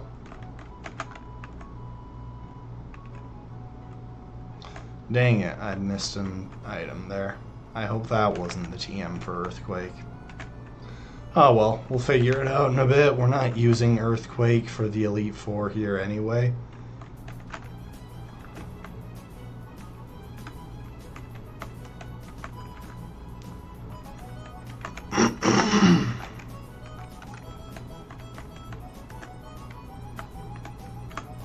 Alright, here we go.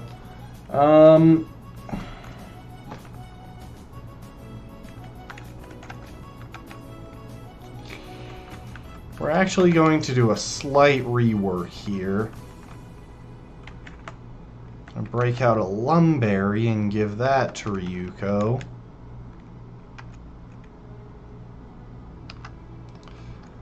And then we're going to put Honey up front. The reasoning is that this should bait in Golbat early.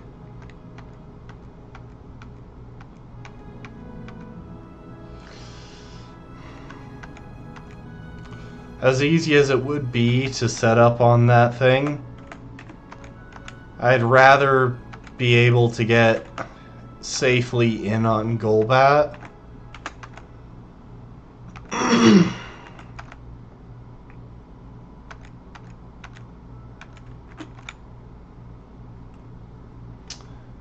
Let's see.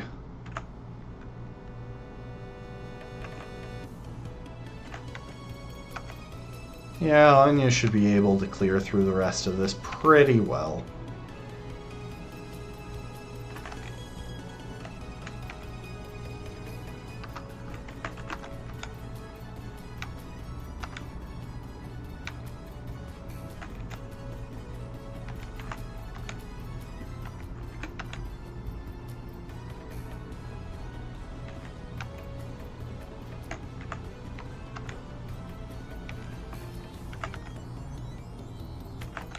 There we go.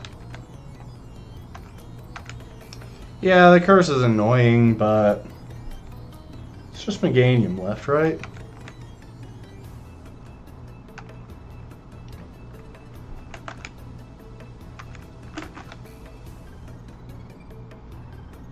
Okay, bye.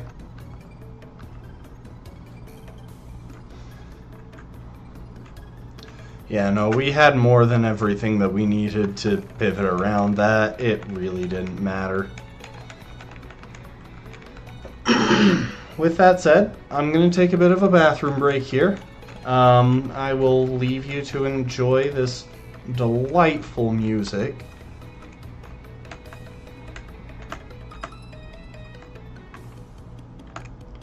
And yeah, I'll be back in a couple of minutes, and then we should be able to start diving into the Elite Four.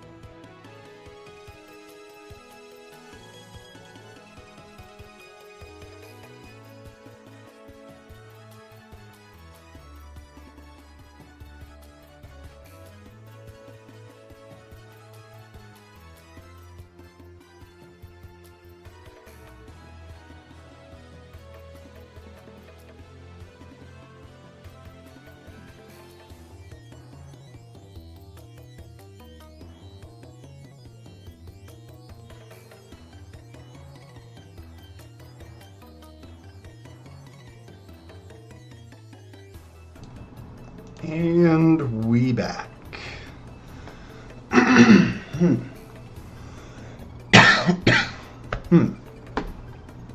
Again, pardon the cough. It is just the fact that my throat is still healing. So, let's talk one more time about Victory Road.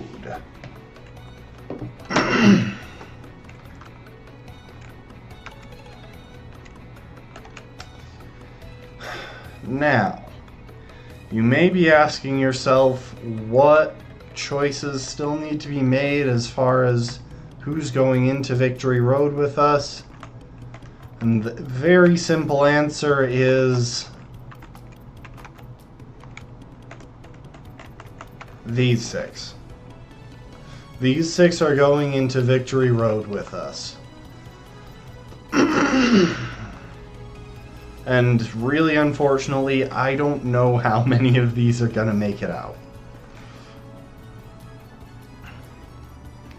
So, what y'all have to understand is that we actually have very simple strategies for most of Victory Road. For Will, the Psychic type user, our strategy is literally Choice Specs Yanma with Shadow. Choice Specs Yan Mega with Shadow Ball. That's it. That's the entire strategy. There's no more depth to it whatsoever. He is the lowest leveled, and Anya has the best coverage move for clearing through his team, and has the speed to outrun both his Zatus and all his other annoying Pokemon.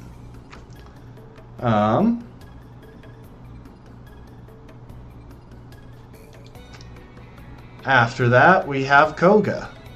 I plan to deal with Koga basically just using Ryuko. We can set up completely for free on Koga's lead. As its only attacking moves are Poison Jab and Giga Drain. We have the defenses to endure Fortress if it comes out, and well, if it comes out and explodes. And Ryuko is our best bet for dealing with Crobat quickly and reliably. Anything else, we're kind of limited in how well we can handle it.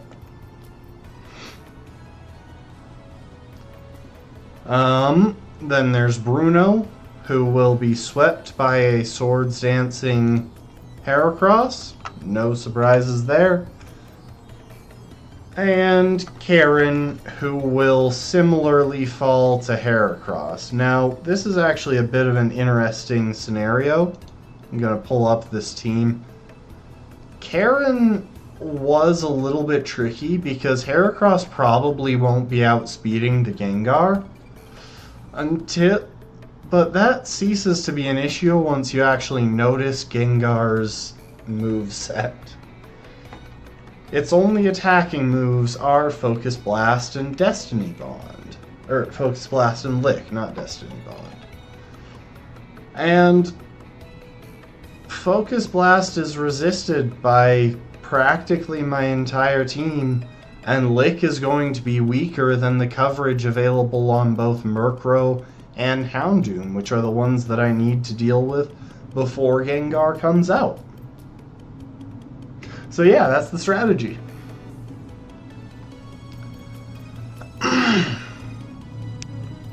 Now, as for actually dealing with Gengar, we might have to do some stalling to get rid of all of its Destiny Bond PP, because frankly, that'll be a bit of a pain, but once we've dealt with Murkrow and Houndoom, we don't have anything to worry about from this team. I mean, one of the team members is literally a grass type. And if there was any worry about us not being able to one-shot everything, by having Heracross hold a Lumberry, we can safely dodge any potential Confuse Ray that Umbreon throws out turn 1 to set up a Swords Dance, and we'll probably have Substitute on there as well to dodge the turn 2 Confuse Rays. So yeah, I'm not worried about her team despite the Houndoom. We outspeed it, and at +2 we should definitely be able to one-shot it. Of course, after all of that comes Lance, and you'll notice that I haven't mentioned Butter and Natasha in this description. Well, Butter actually has a pretty critical role. You see, we're lucky here, and this is pure luck. Butter's hidden power type is electric, and it has a power of 55.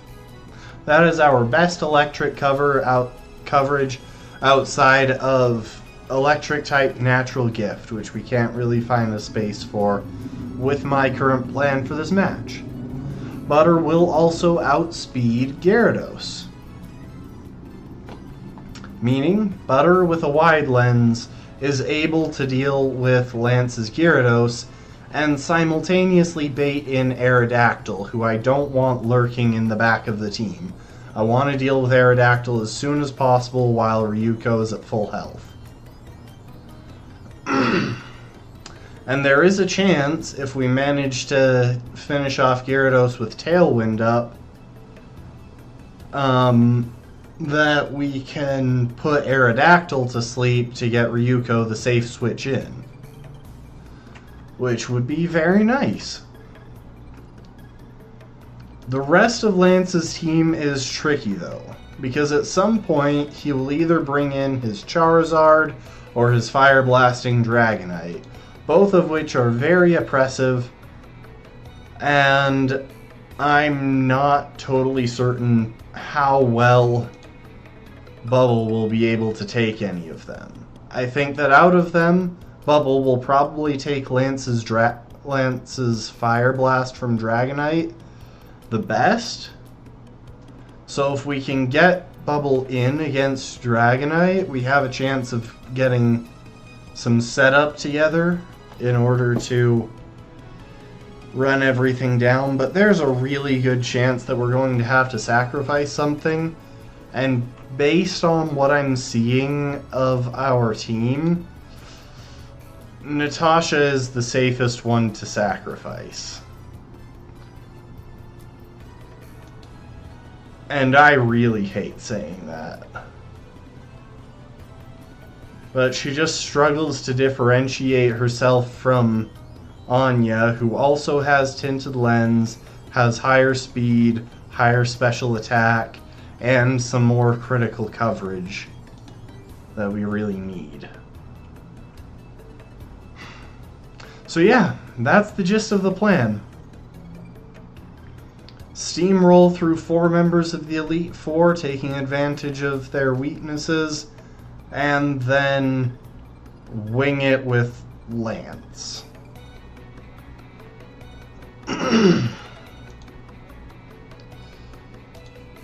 So, with that said, there's actually not really much that we even need to worry about. We are going to take a moment and save. For one simple thing. I'm going to do a bit of quick editing outside the game.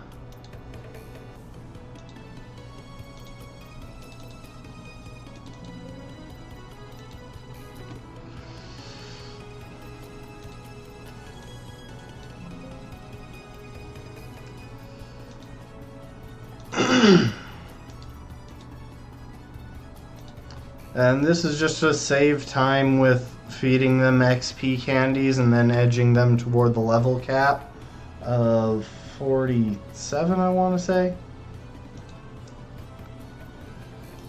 Karen's Houndoom is 47, yes.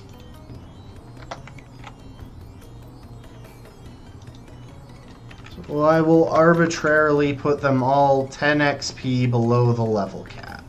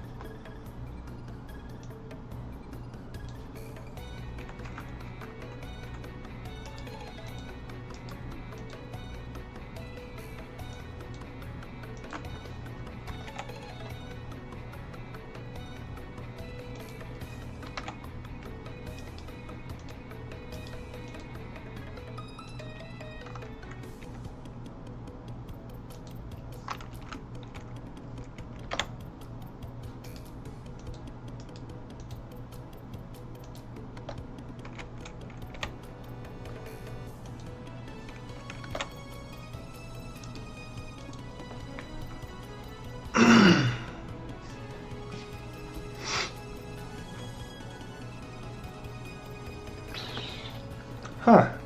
Interesting. I suppose it's probably like a... I suppose that's probably like a take on the Thunderbird legends. Something to that effect.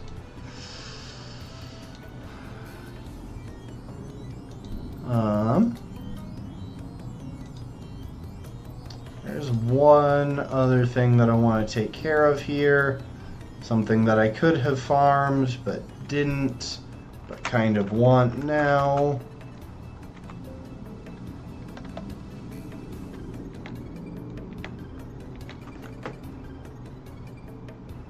Hang on, what the heck?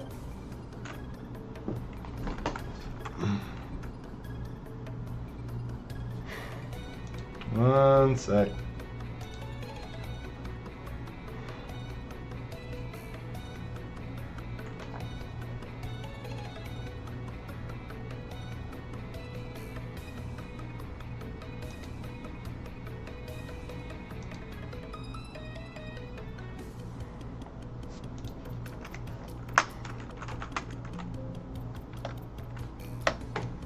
Why am I suddenly unable to find Confide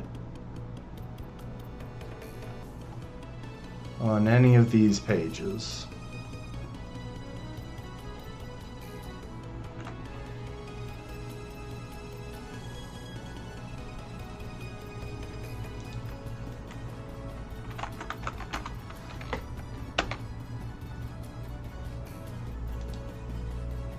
Captivate, that's what I'm thinking, not Confide.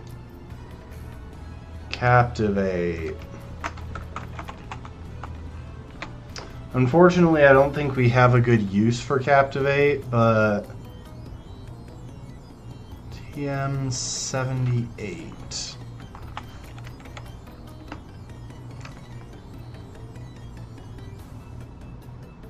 Let's just throw 5 in there. We can get it from the lottery.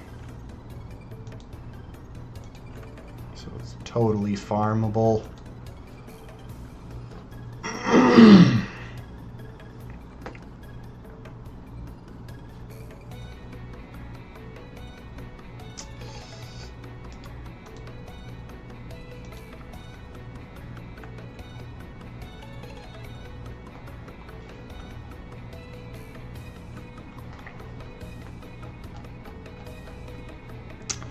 Alright. Oh, and I'll do something real quick to save us a trip back to the move reminder. Butter, congratulations, you once again know Tailwind. Not Tail Glow.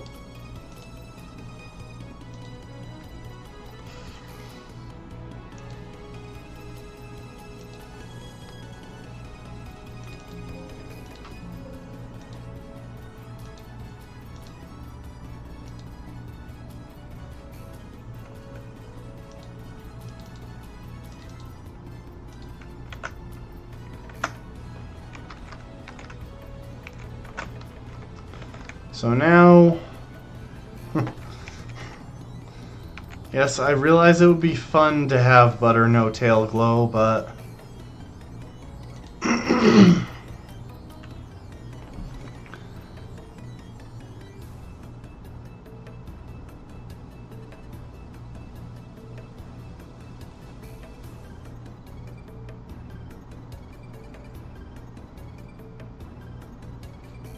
interesting.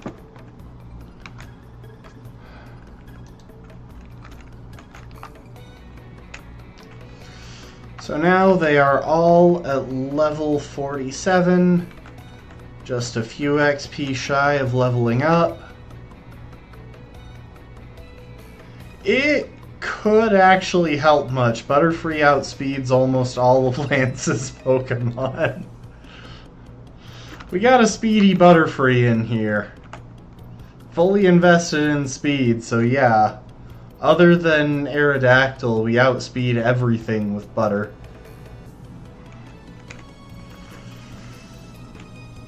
A big thing here is that, oh, would you look at that? Honey outspeeds the Gengar too. It has 117 speed. Nice.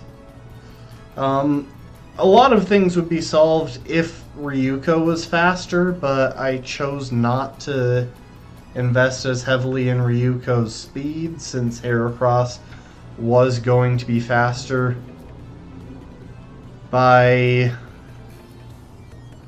a bit regardless. So I decided to have one fully invested in attack and one fully invested in speed. And of course we've got our speediest Pokemon, Anya.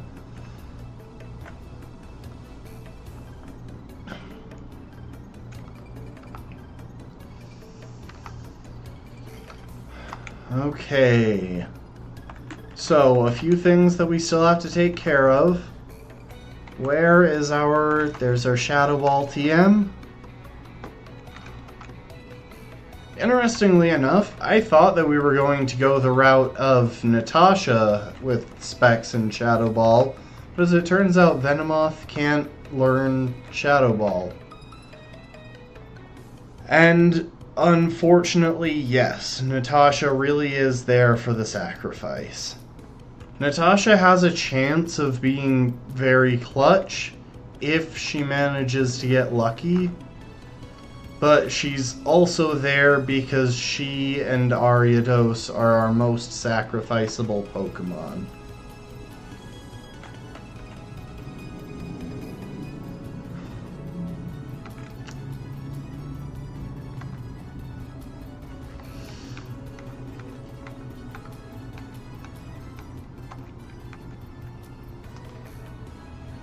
So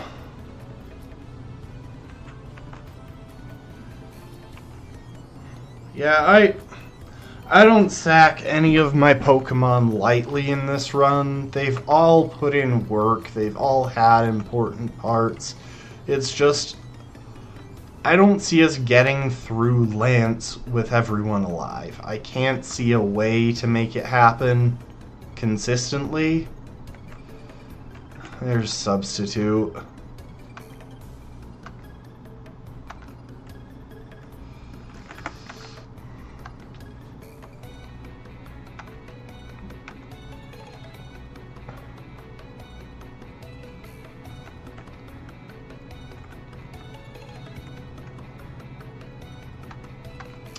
Drop Natural Gift for Substitute.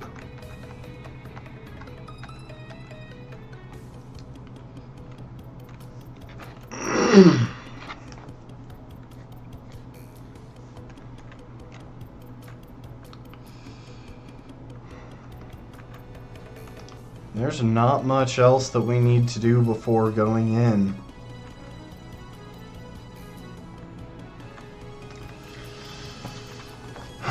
Let's see.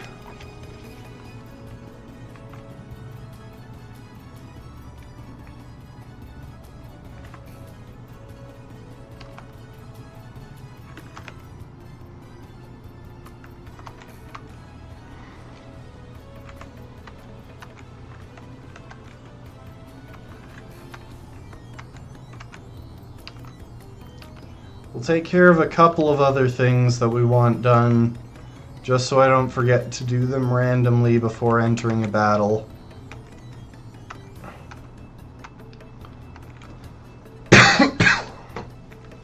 Butter, time for you to learn Hidden Power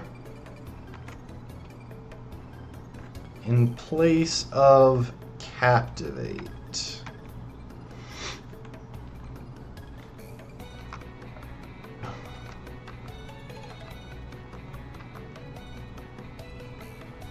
Yeah, it was kind of a toss-up. Natasha is more potentially useful into the Lance fight itself, but also more potentially useful into the late game. Ariados is less potentially useful into the Lance fight, but also less potentially useful into the late game. So, considering I'm more worried about the Lance fight than a lot of the other Pokemon, I decided, or a lot of the other opponents, I decided to go with Natasha on the team. Spexian Mega with Shadow Balls, Scizor with Swords Dance.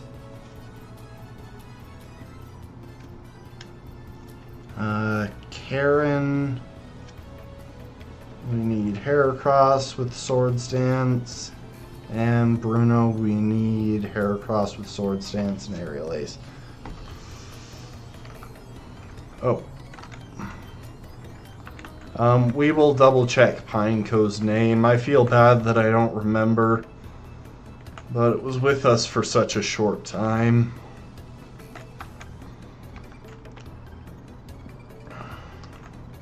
Hang on, did we pick up that PP Max? No, we didn't. Anya, Ancient Power. Ancient Power, and Ancient Power.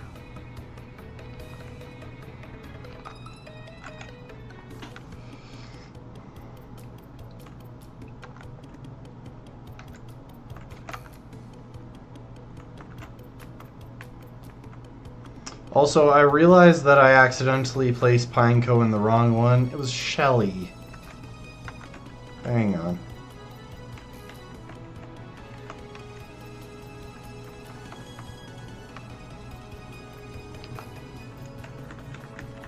One sec. Name.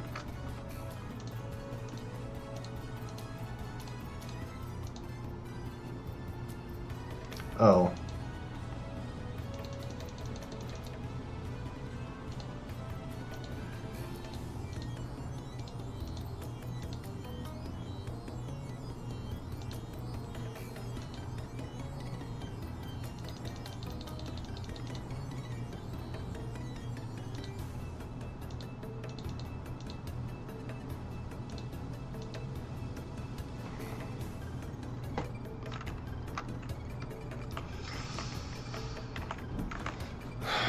Shelly.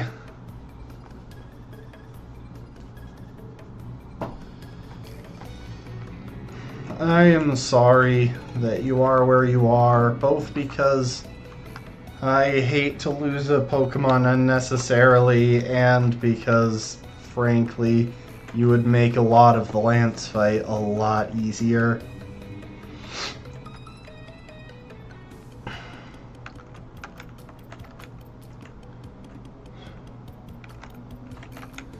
Okay, so we are going to hand out items specific to the challenges that we're about to face.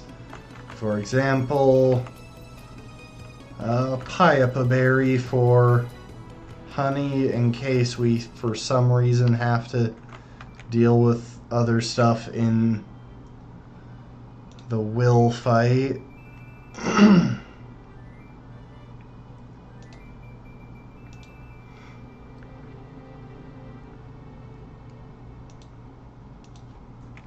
Same for you, Natasha.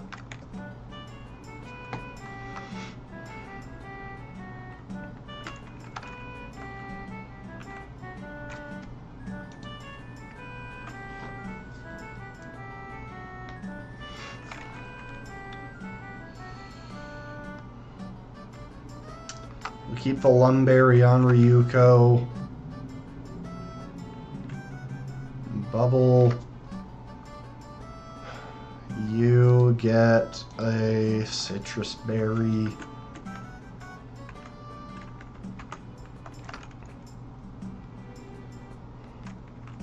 Anya, you already have specs.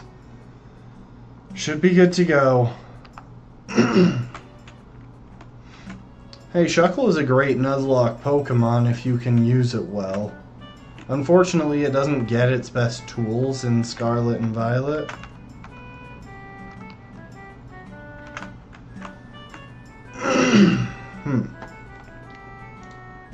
Or not Scarlet and Violet, HeartGold and Soul Silver. But we'll do our best.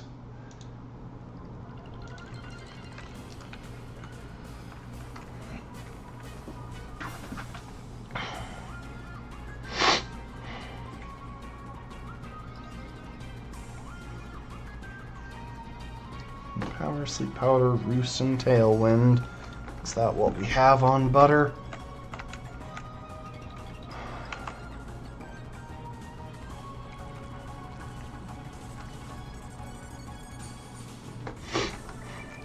One sec.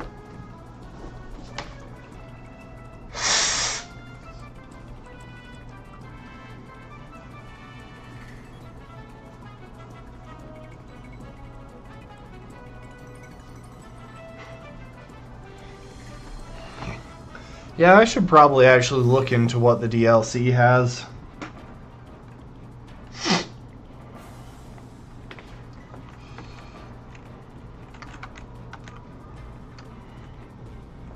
We would probably use Confide, except Lance's team is exclusively male because they always match the gender of the Pokemon to the gender of the trainer in early games.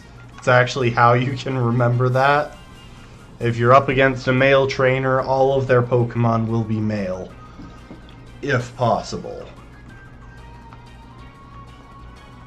Encore, Rest, Flash, and Protect.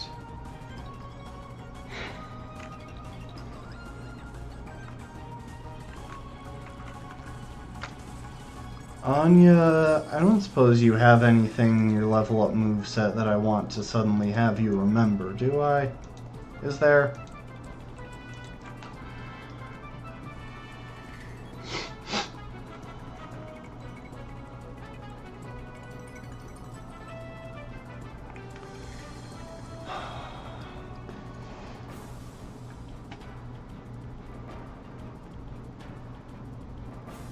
Oh, you'll learn Air Slash early on in this. That's nice. Those berries are trash in this generation. They give 1/8 health.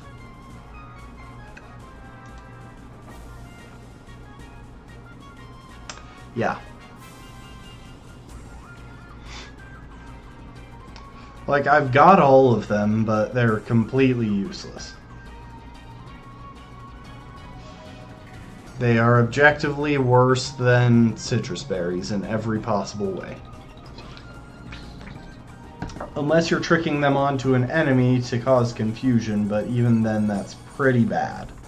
You're healing the enemy by 1/8, spending your move slot and your held item in order to confuse them. That doesn't seem worth the investment since confusion strats are bad.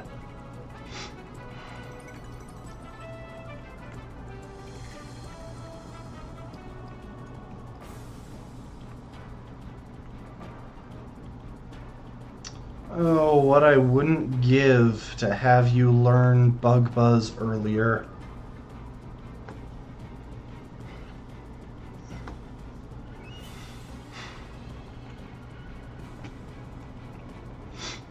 Pretty sure it's 25% health. I could be wrong. It could be different in this generation.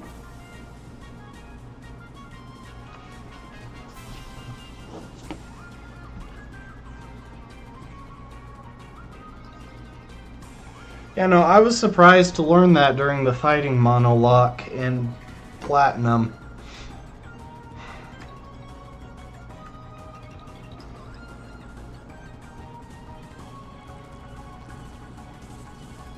Oh, never mind. The Platinum, HeartGold, and Soul Silver level up moveset doesn't have Air Slash until 54th. We get U-turn at 49.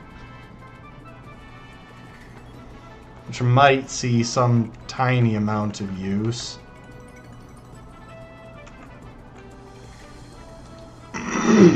It is better than Uproar after all. Don't have room in your moveset.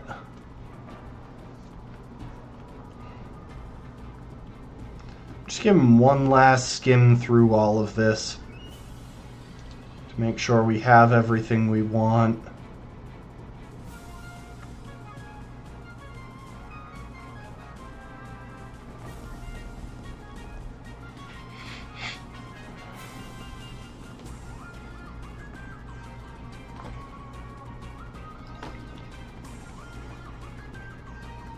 There's a pretty decent chance that we put return on Ryuko after the Koga fight.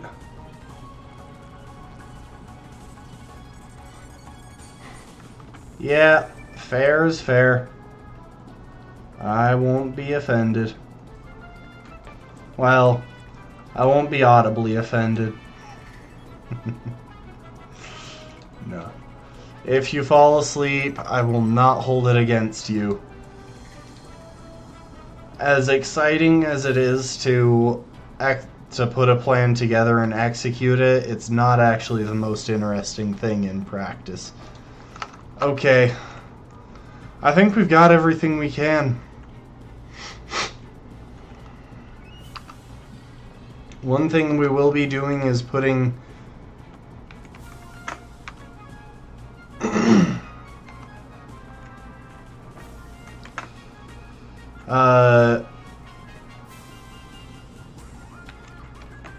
okay, let's drop a save.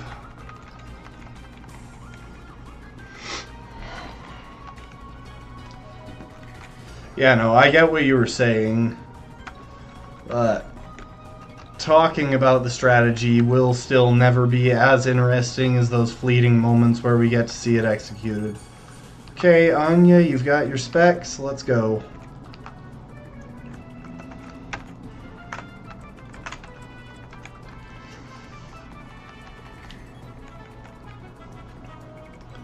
Gonna take this nice and slow.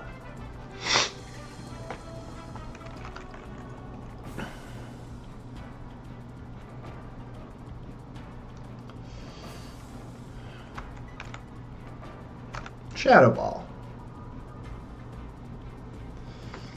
Oh, welcome to Stream Drifting. I hope I didn't get you sick at Thursday's stream.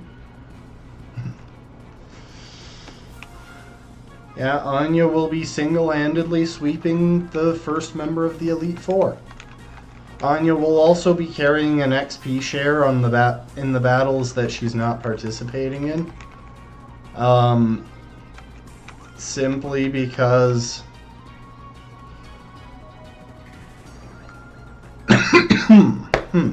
there we go.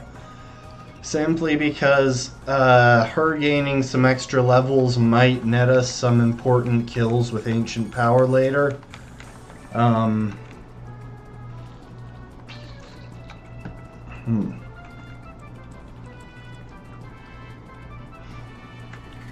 Basically, we want as much XP on Anya as we can get.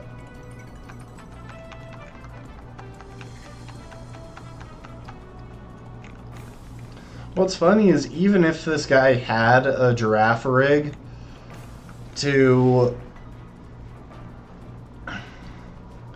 deal with potential ghost type moves, all we would do is switch in Ryuko and kill it with a U-turn on our way out.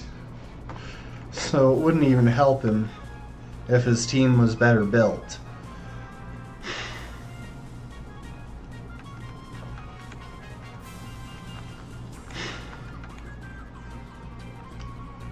Okay, that is the first member of the Elite Four taken care of.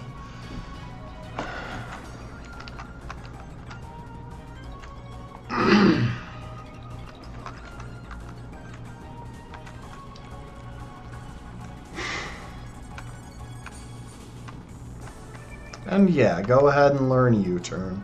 It's better than Uproar anyway.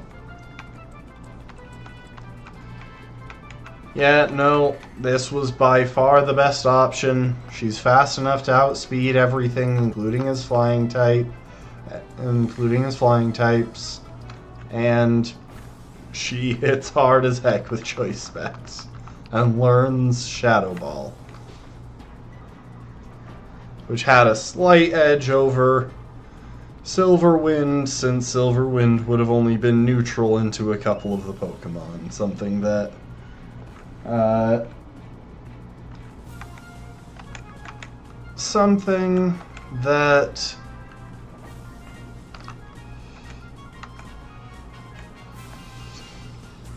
wouldn't have been all that helpful into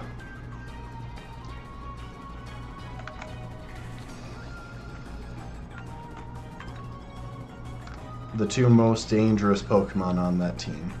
Okay, where's our XP share?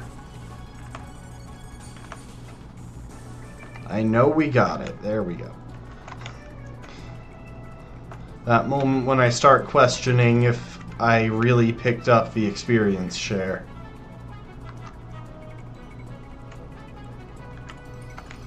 Alright. Now, as for the other members of...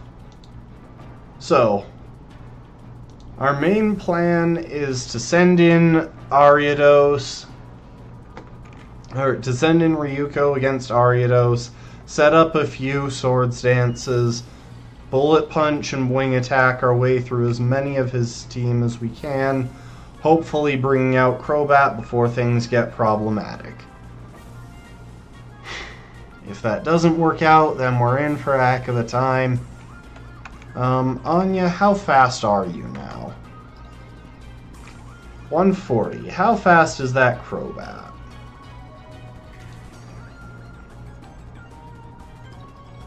132. Anya can actually outspeed the Crobat.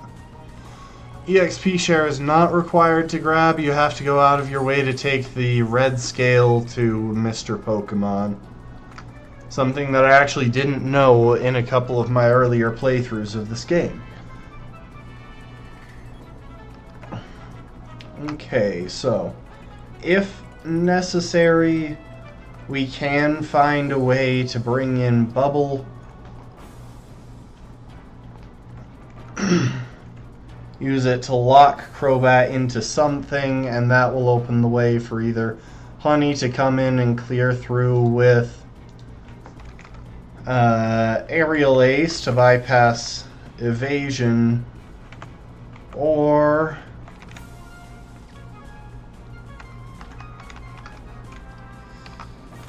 Anya to come in and snipe it out of the sky with Ancient Power if it doesn't have any evasion.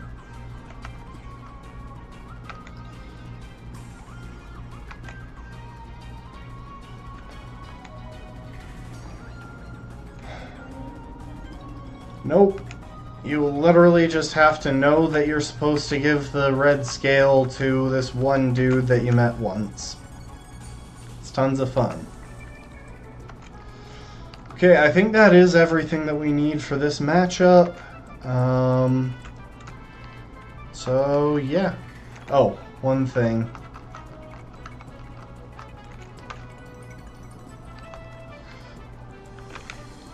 There you are, Anya. We are going to reorder your moves now that Shadow Ball is not the move that you're most likely to use.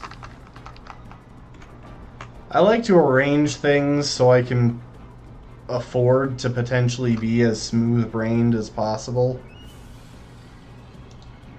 There's Koga next. Yep, okay.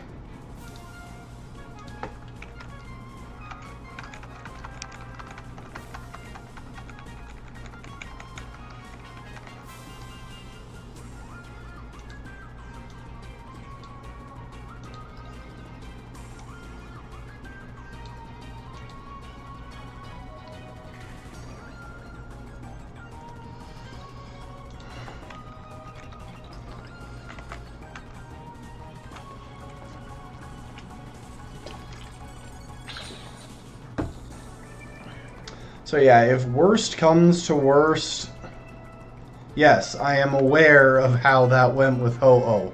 Why do you think I'm doing it this way? So there's a chance that it just baton passes here. That should be fine. We're the equal of everything in the back. Okay, so this is a Fortress. It has Swift, Protect, Toxic Spikes, and Explosion. We don't take much from Explosion even, thanks to our Steel typing, so we can go ahead and set up our third Sword Stance.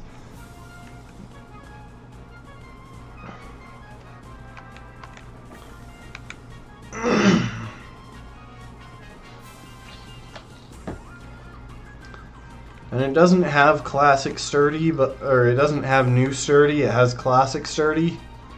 but it might still survive this just because of how absurdly... yeah, that. So yeah, I got 2 layers of toxic spikes set up. That's not really an issue. I did even consider finding a way to use... I did even consider finding a way to use toxic spikes to get poison on Heracross, but it didn't seem worthwhile. Yeah, Old Sturdy prior to Gen 5 literally just made it so you couldn't be damaged by moves like Fissure and Glacier, or not Glacier, Sheer Cold, that were guaranteed to KO you in one hit.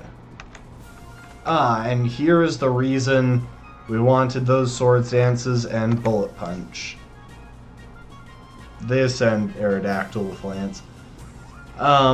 In Generation 5, Sturdy also made it so that you can not be knocked out from full health by a single hit. You'll survive on 1 HP. Which took it straight from being one of the worst abilities in the game to literally being one of the best by a pretty big margin.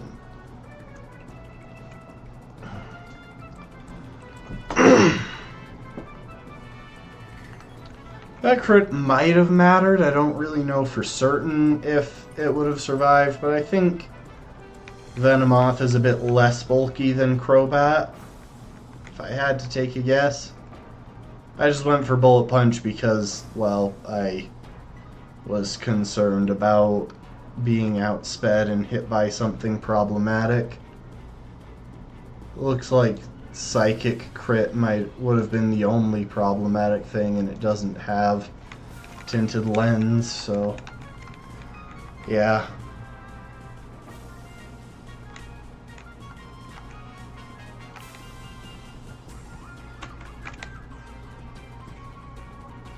Apparently he's been counting on this one from the very beginning. Muck, I respect you as a Pokemon, but you're more specially bulky than physically bulky. To be fair, though, that was a +6 Bullet Punch. A +6 stab Bullet Punch. Okay, next room, I believe, is... yeah, it's Heracross. It's Honey.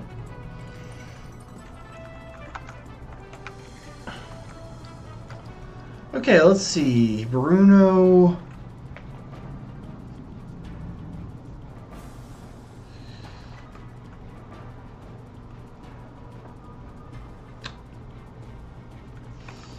For Bruno, we're just going to go with the classic Citrus Berry.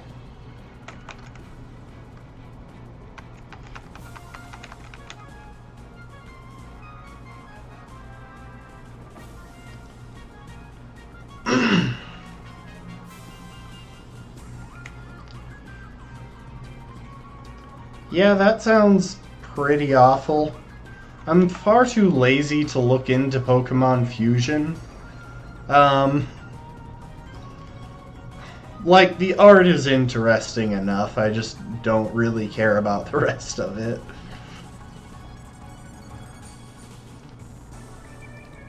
Okay, let's see. We won't need to do any pivoting here, but let's make sure that we've got decent items on everyone anyway.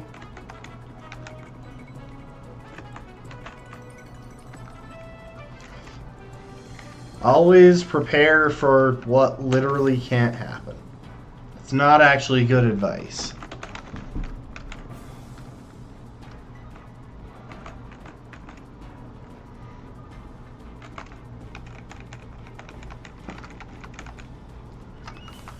But I always prepare for what literally can't happen, which is part of why Nuzlocke take so long and stress me out in the late game so much.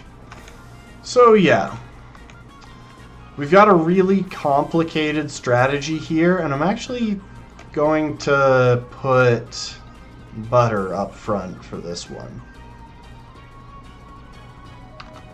Not only will it give Butter a level up after Honey comes in, but it'll mean that Honey dodges the Intimidate.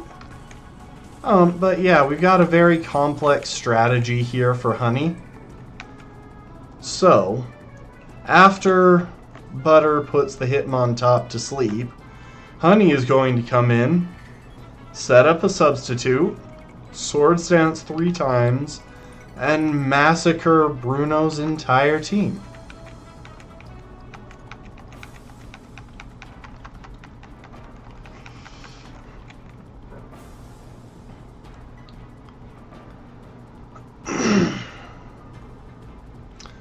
I would guess that it was probably a pink blob with an emoji smiley face on it. Probably, I can't guarantee this. But that sounds like what a Chansey Muck fusion would result in. You know, for the life of me, I can't understand why I didn't just get hit by a quick attack there. Because that is by far its most damaging option. I really can't see a reason that it would go for counter.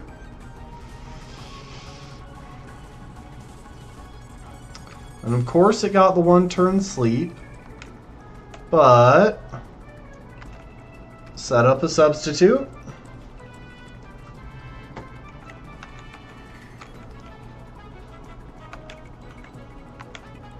Ah yes, with an egg in its mouth.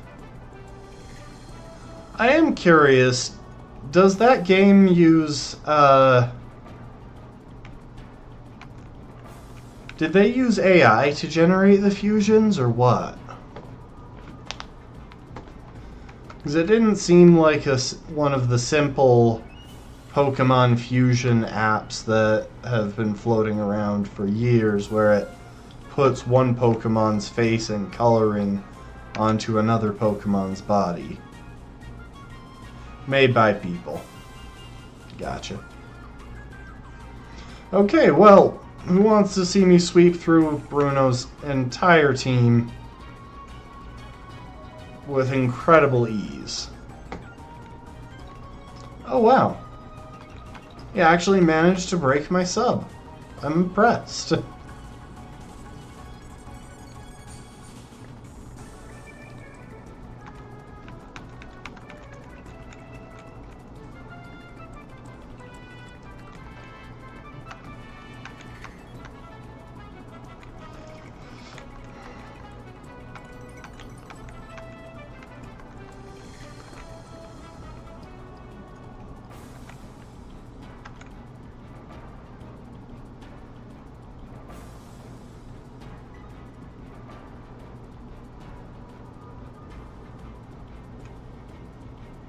A lot of references to other franchises. Makes sense.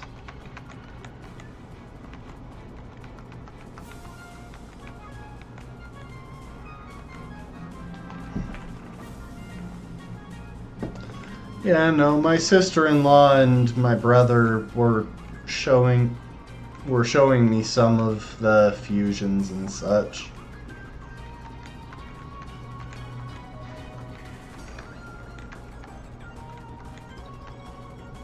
Wait, what? See, this right here is why I need to set things up for when I smooth brain, because I just aerial aced an Onyx. Defense is the one decent stat Onyx is carrying. Like... I'll be honest, I just don't know why Onyx came out. I guess... Oh, I see why. Yeah, that makes sense. I forgot the selection criteria that it uses. What major deaths did I have in this Nuzlocke? I have had exactly one death so far. It was Shelly the Pineco in her second battle. That's it. That is going to change by the time we're done facing Lance. I don't know who's going to come out the other side of that battle.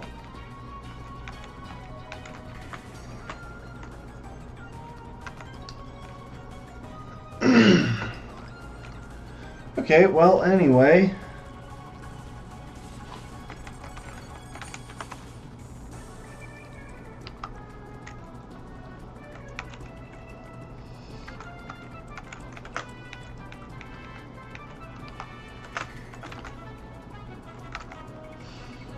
Honey, you get a Lumberry now.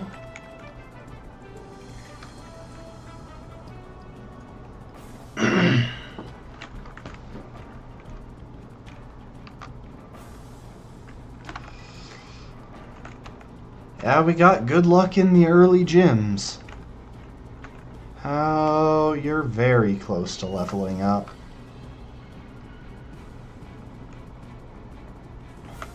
At the same time, I'm kind of tempted to shift the experience share to Bubble.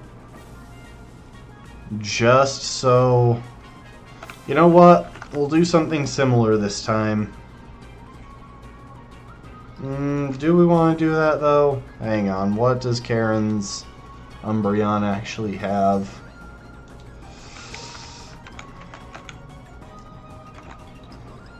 You know what?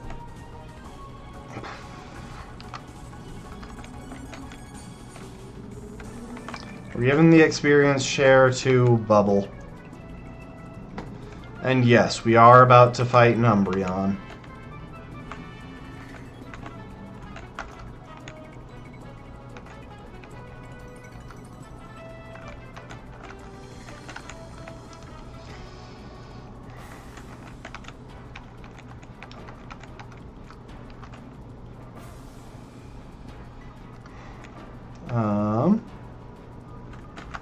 Natasha, this is your one chance that if stuff goes absurdly wrong somehow, you might actually see some use.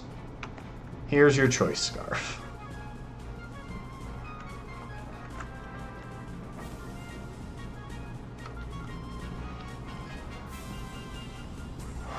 Okay.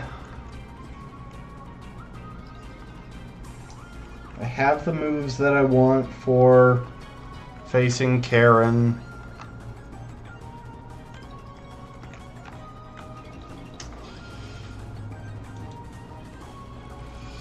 Jeez, lots of bots today in today's stream. Thank goodness for Sib teaching me how to block them easily. Okay.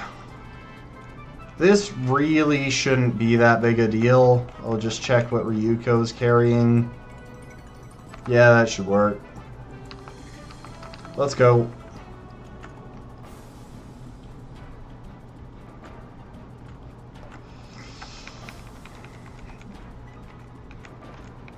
Karen, I respect your choice of favorite Pokemon type, but I am about to massacre you with a Heracross.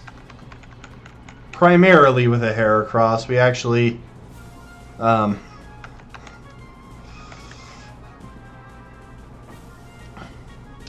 So we're going to start by Swords Dancing, presumably taking a Confuse Ray. Oh, nope, going for Double Team, I see. Until our Lumberry is spent, we can keep Swords Dancing.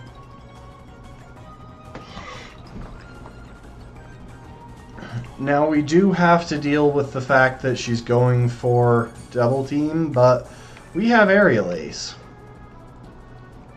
So we don't actually have to deal with that fact.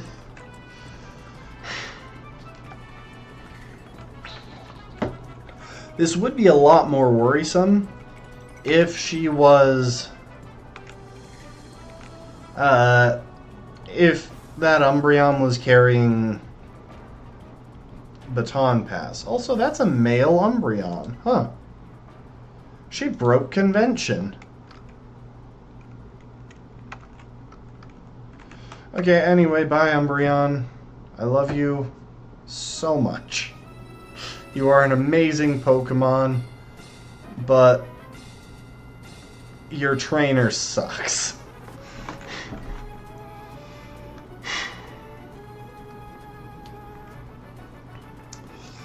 Honey, thank you for killing me. Okay, so Bubble got the level up. We don't need Power Trick.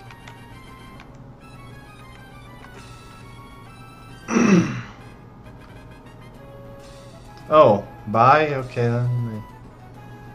I guess I thought I was kind of necessary to this setup. Like, I know I'm not the most critical human being on the planet, but I thought it was pretty important for this scenario. But if it's time for me to go, I guess y'all will carry on without me. Oh, bye, Rafkin. Thanks for hanging out. Oh, you'll take over, Lastborn? No, Lastborn, you don't carry honey in your hands. It is a liquid. It will slide right out. It won't stay in there very well, and you're gonna get all sticky. Anyway, here's the Houndoom that we outspeed in one shot.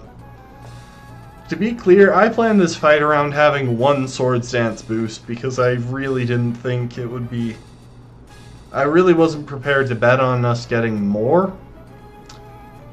We got more.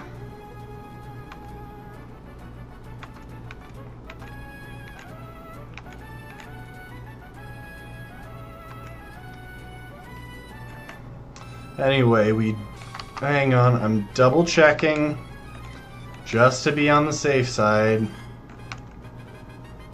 So we're at 124 speed. The Gengar is at 117. We outspeed.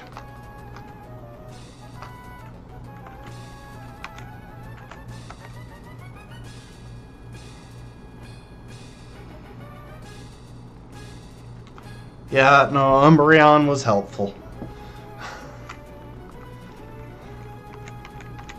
It's just like if I were in a zombie movie, you know? I'm helpful and then I die.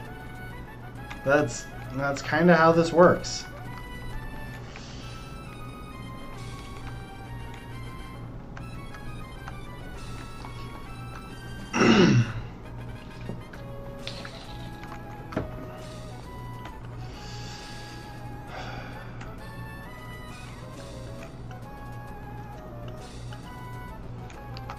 Now, I don't think any of Lance's Pokemon have... No, see, I think I last like 20 minutes into a zombie movie, solidly. I just then die being very helpful, saving someone who dies in the next scene. You know, helpful but futile. That's about what I expect. Anyway... Now it's time to make some quick changes.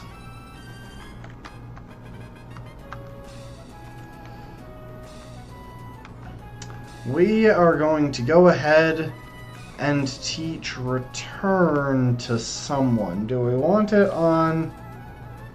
I should have farmed these beforehand. So let's skim through our moves to consider all of our options real quick.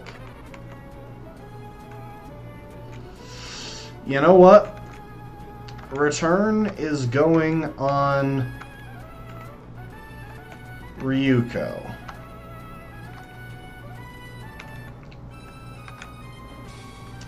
So Ryuko is going to forget Wing Attack and instead learn Return. It's a significantly stronger move, and the difference in coverage doesn't matter at all for the upcoming fight. Honey, since Lance does not carry any evasion strats of any kind, Honey is going to go ahead and learn Natural Gift.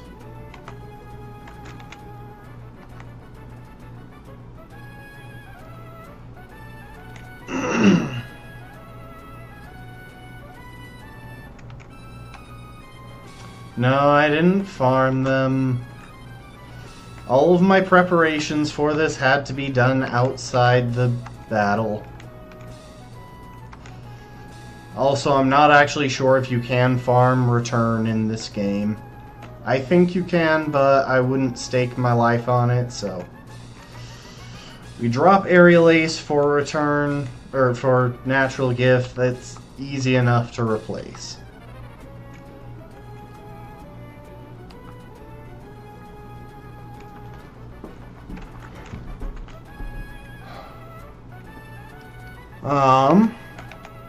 Couple other things. We're going to switch Butter up front. So Butter does have hidden power at the ready.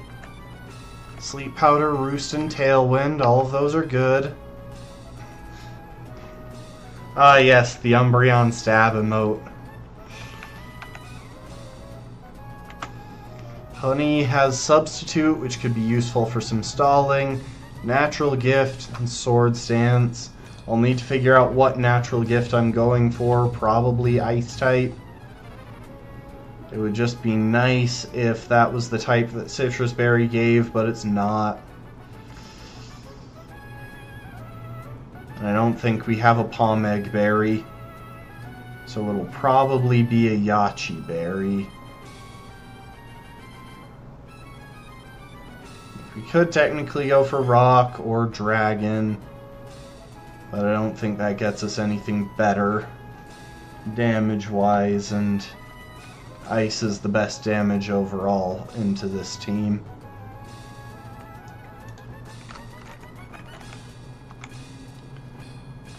Do we have a Palm Egg Berry? It doesn't look like it. Nope, no Palm Egg.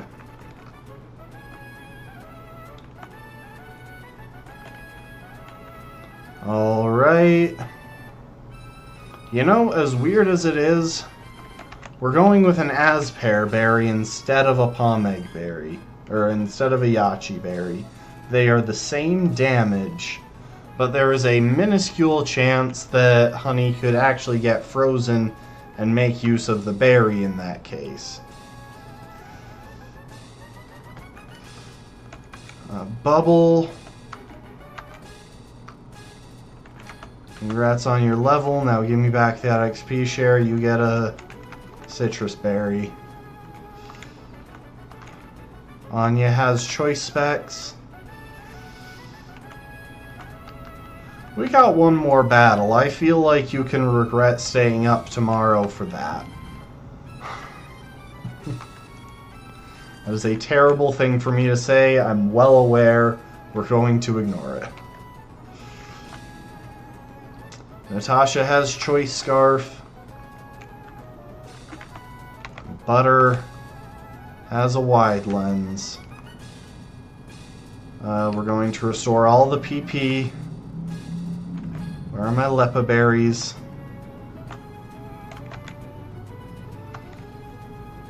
Yeah, no problem. Always happy to encourage terrible life choices. Except when I'm randomly not, so don't expect consistency.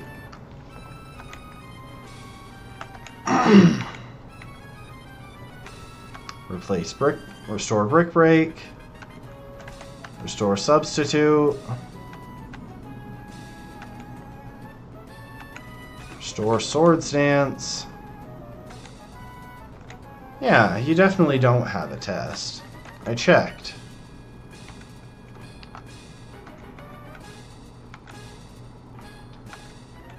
Restore Shadow Ball.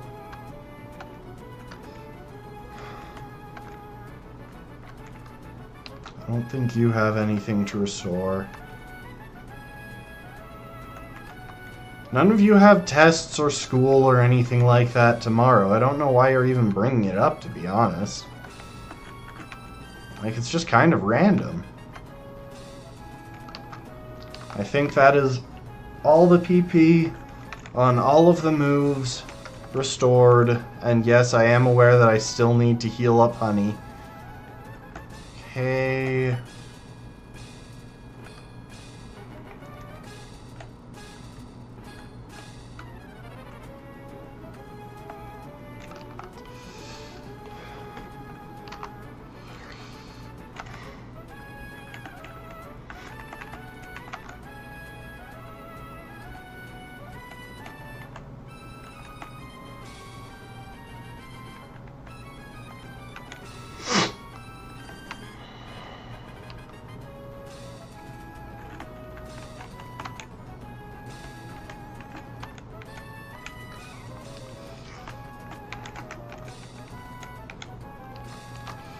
Okay, that is the team fully restored. to peak fighting condition. It's time to try to beat Lance. We are also going to save, and I'm going to drop a save state. Probably somewhat regularly. I'll actually just drop save states throughout the battle. I'm really afraid of crashing.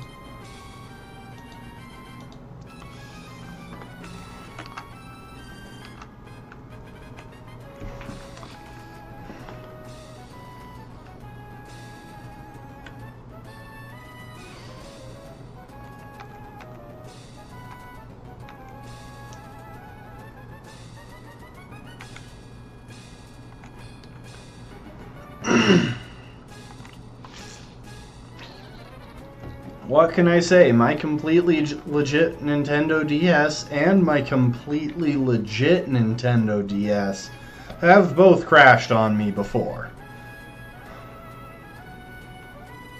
Oh no, I don't have a 3DS, I have a 2DS XL. Okay, our wide lens guarantees the hit. And we outspeed.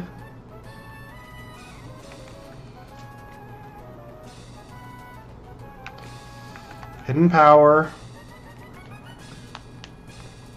Now this is nowhere close to guaranteed. This thing could wake up and I think there's a chance that a crit would kill us.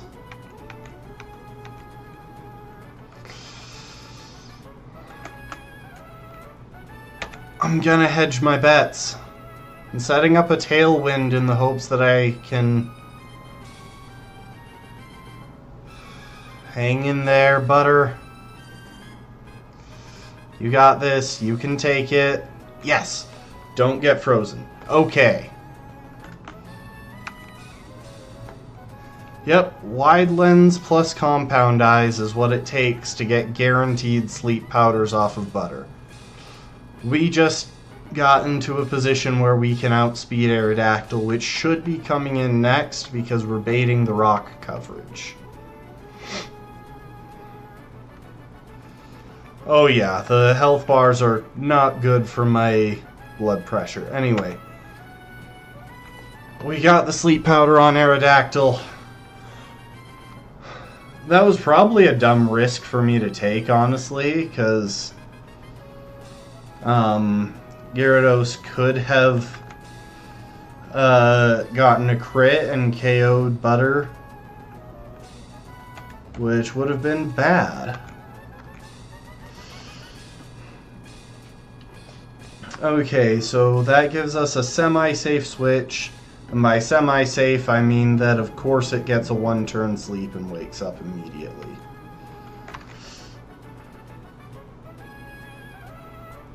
I should actually check Ryuko's, Oh, nice crit, Ryuko! Okay, that's helpful, because I don't think we would have one-shot with Bullet Punch without Technician. I should check Ryuko's speed. Okay, it brought in Charizard. That's not great. So real quick, Ryuko, you have 91 speed, so I think you still don't really outspeed... Yeah, you outspeed one of the Dragonites. Weirdly enough, it looks like the level 50 Dragonite. Okay, so this isn't actually what I was hoping for. I really wanted the other one to come in first. Because now I think our best bet is switching through Natasha. So Bubble... I thought that the stat for the Fire Blast Dragonite would have a slight edge on this Dragonite, which only knows Fire Fang. It's a lot weaker, but of course Stab apparently makes up for that. I didn't run the numbers. Our best bet is to pivot through Natasha. There is even a chance that Natasha clinches this. Like, yeah, she survived one, But unless this Sludge Bomb KOs, we're going down. We need the safe switch.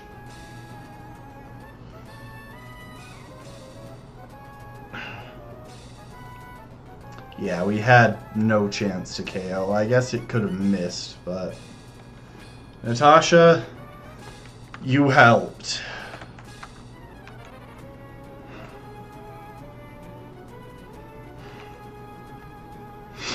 Now, we encore.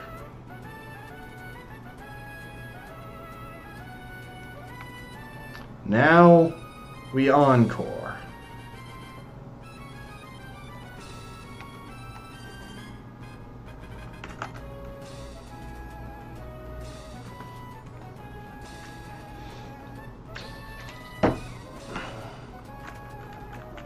I wish I hadn't protected there because Shadow Claw would have actually been a better one to encore it into. So that's 3 Shadow Claw. That's 3 Air Slashes. How many are there?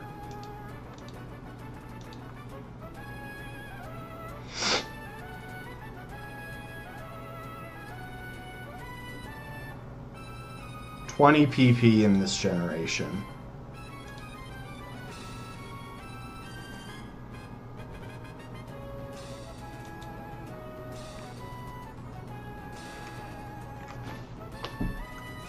That's 4.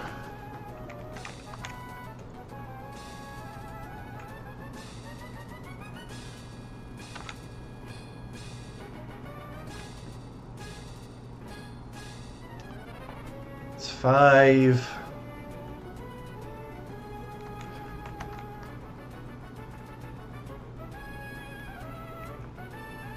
Six.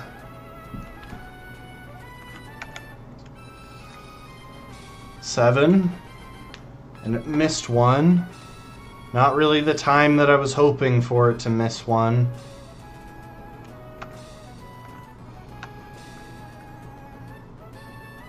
Eight.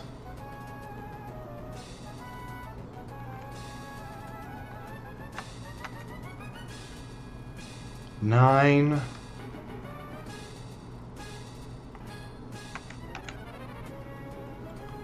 10.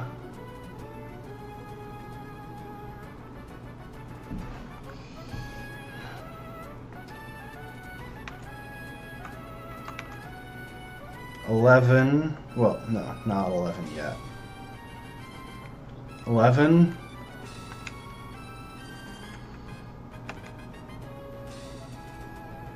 12.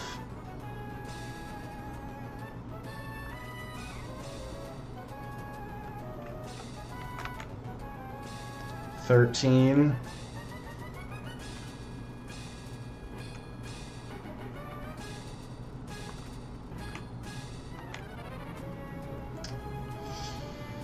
14. That's not good.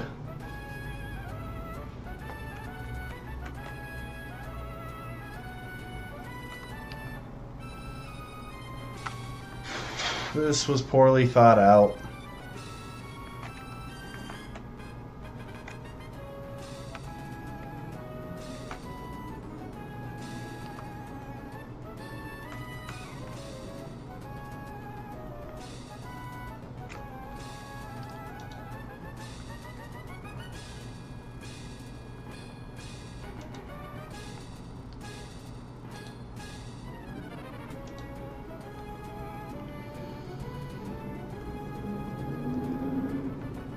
I think my best bet is to click rest. And it missed. I should have been more careful. I got greedy going for that flash. So I think that's 15 air slashes.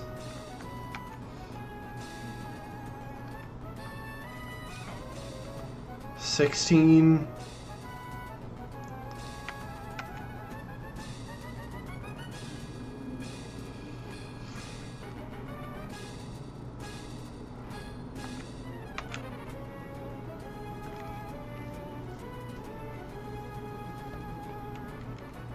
17.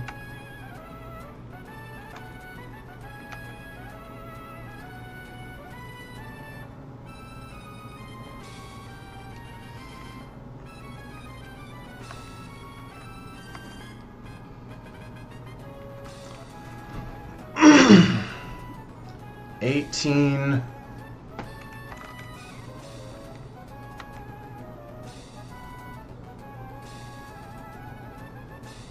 19.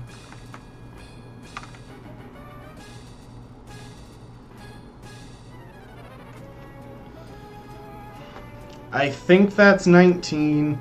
If it suddenly stops going for air slashes, then we'll know, but...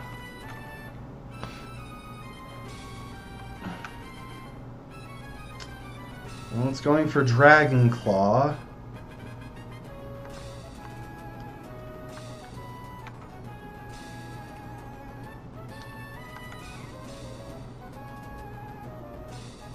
Why did you have to use Encore that turn? Really?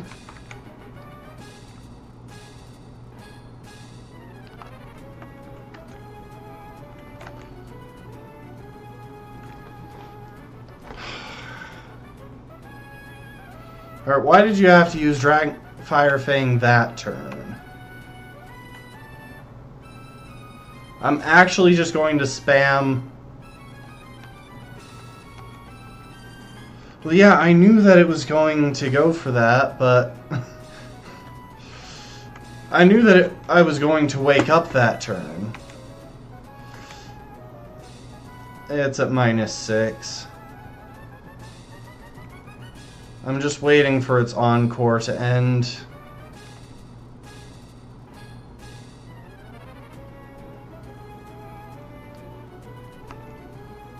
Did its Encore end? Was I not paying enough attention?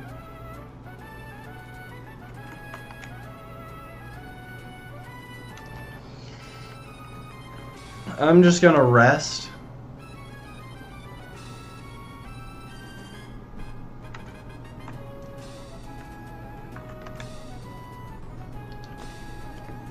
Okay, now we need to hope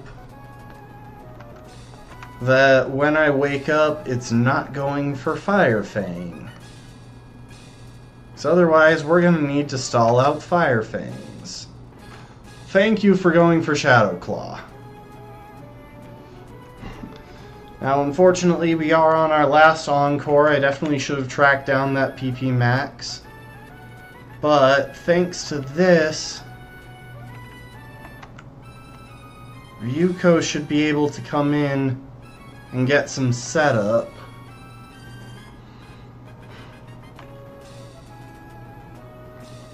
Okay, that was a crit. And this is 2 turns of Encore. You know what? I'm not even going to go for setup. I am just going to finish this thing off with Return. Which should be enough. Yeah. Oh, thank you for the extra crit. Ryuko is pulling out all the crits today. Like, this is wild. Okay, this is the Fire Blasting Dragonite. Wildly enough, we actually have the speed to outrun this one. But it has Fire Blast, so back to Bubble.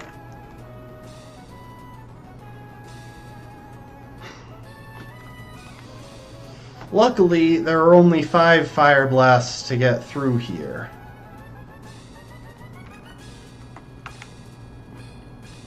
It is going for Outrage, unfortunately. But we can make it... We can get it confused by going for Protect.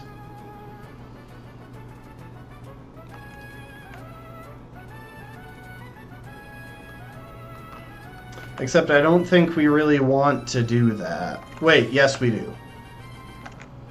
Protect.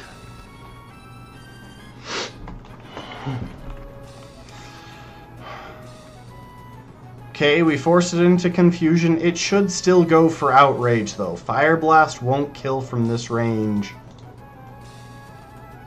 nor will Hyper Beam. Like, it should be going for Outrage here, which should give us a safe enough switch into Ryuko.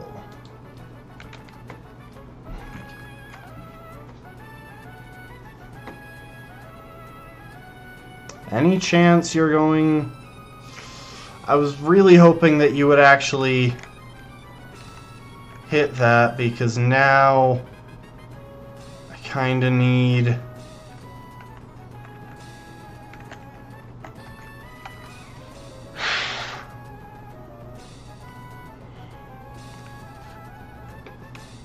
kind of needed you to go for Outrage. I kind of needed you to pull off an Outrage. Also, that's a -1 Fire Blast.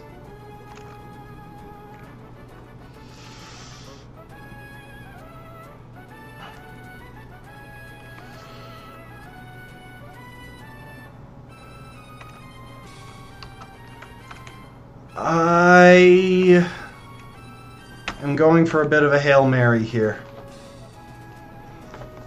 Honey should have the bulk to deal with at least one Fire Blast, if that's what's coming, or one Outrage. Or we just get back-to-back-to-back confusions. Okay. I'm going to play this safe. With a tiny bit of luck with accuracy,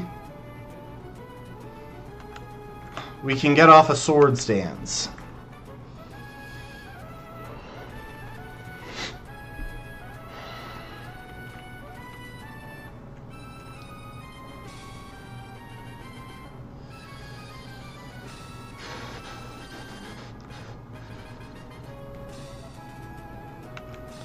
Okay, now we're going for Natural Gift.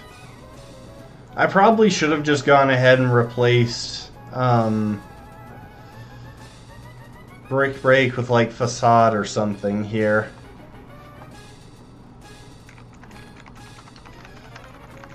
A lot of that was a bit of a waste, but now I think we're at least in a decent enough position that we can power through this. Now the remaining two Dragonites have Dragon Rush. They have Dragon Rush, Thunder Wave, and Hyper Beam, and then one has Thunder and one has Blizzard. That means their damaging moves all have shaky accuracy, and they're pretty likely to go for Thunder Wave turn 1.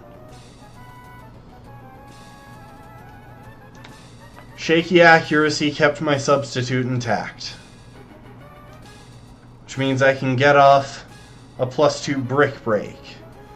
It won't be enough to kill, but it might be a 2-shot.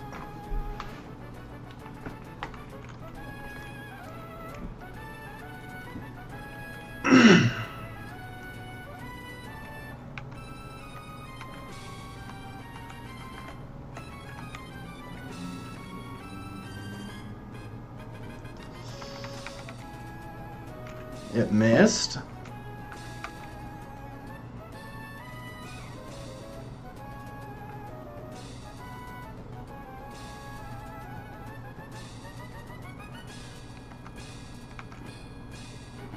Okay, it hit Thunder. It seems to be going for random moves, unfortunately, which could be a bit of an issue. I think...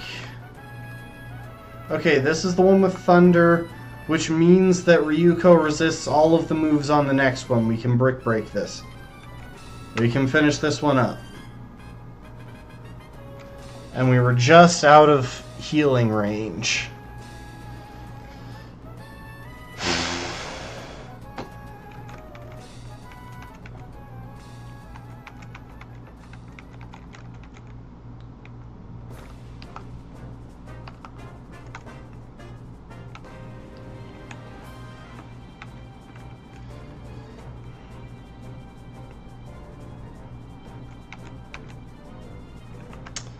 Okay, we're switching into Ryuko.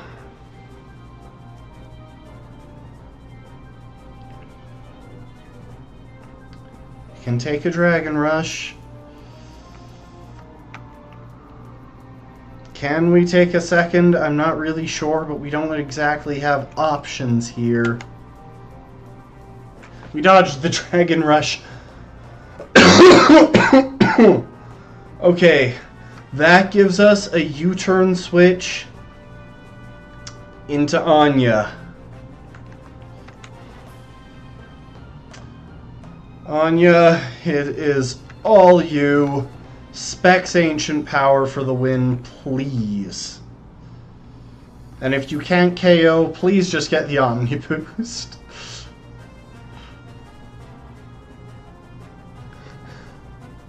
We dodged the Blizzard. Okay, our luck has actually been on point, because any of this luck going bad would have screwed us. But this is definitely a 2-hit KO. Which means we just have to deal with Lance healing. I don't think we would have taken one of those blizzards. Now you see why I was struggling so hard with this. The amount of luck we needed just to get through this was insane. Honey. Anya. Ryuko. Butter. Bubble. And especially Natasha. Y'all did it.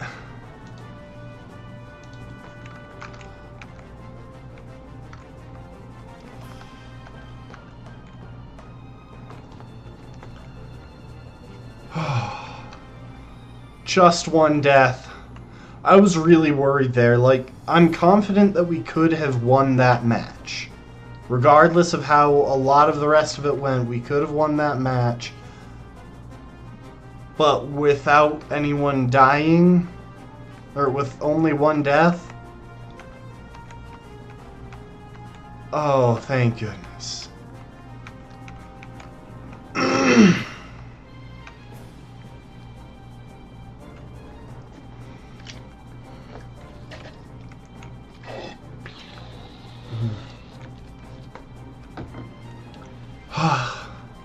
Also, we got to go into that battle with Butter in the lead, and Butter was our starter, so that's pretty great.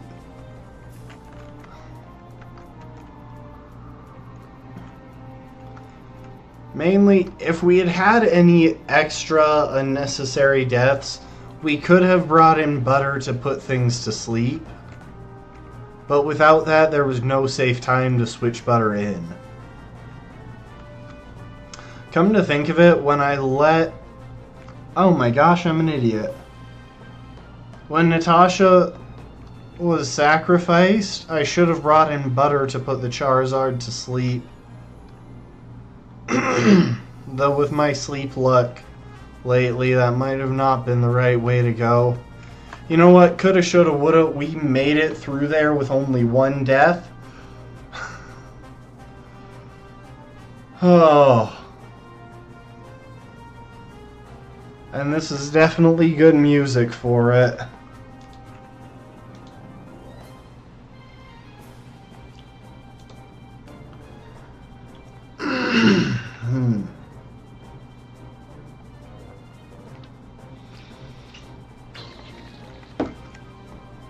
All of you, amazing work. Good night to everyone who's got a duck. I'm gonna chill through the credits here, but then we'll call it a night. And next time, we'll pick up with Kanto.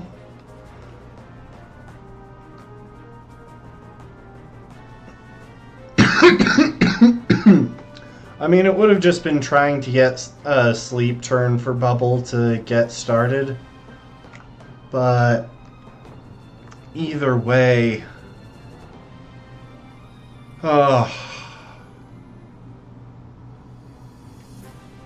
everyone put in such hard work there.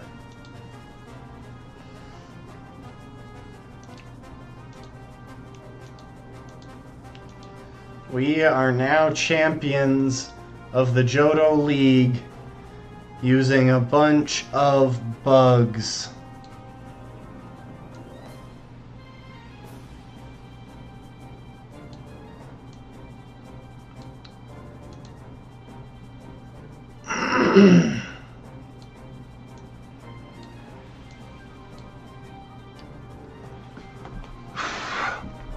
Good night, everyone.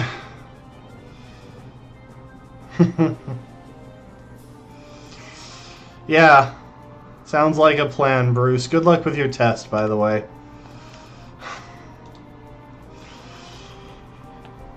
Oh, that battle.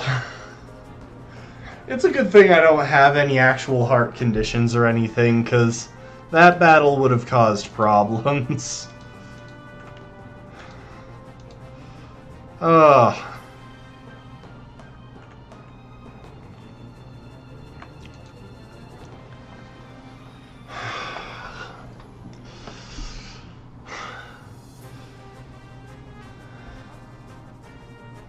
Mostly common sense. Well, at least there's that. As far as the Kanto gyms, I don't know how well I'll be able... There we go. I don't know how well I'll be able to stick to a strict level cap, because I think they give you basically free range of all of Kanto at the start, in which case we should be reasonably safe, but... Oh, food handler's safety, nice. That's a course that is definitely useful, and I've never taken it in my life. Maybe I took it once, I'm not sure.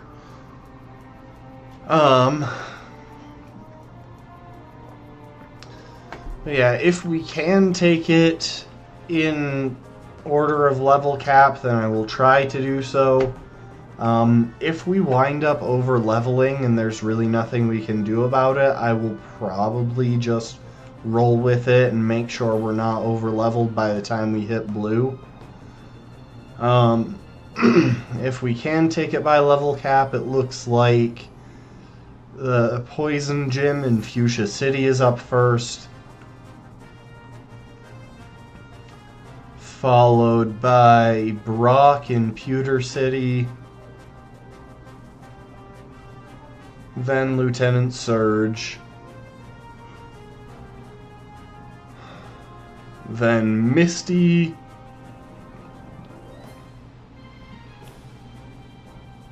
Sabrina,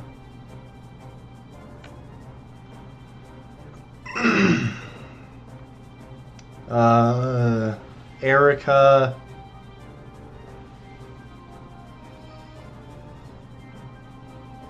yeah, I mean, I probably should do that.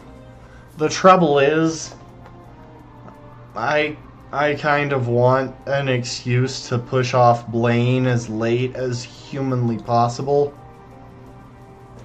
Oh, there's the end.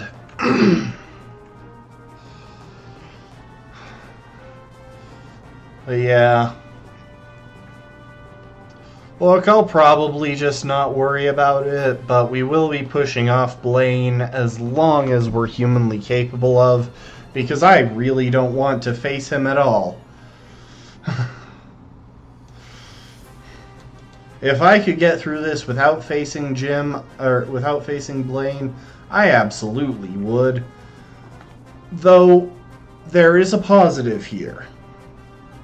We actually get a Pokemon that matches up decently into Blaine before the end of this, I believe. Because I believe that somewhere, now that we're into the post-game, we can track down a Claw Fossil, which gives an Anorith, which evolves into an Armaldo, which would be just wonderful.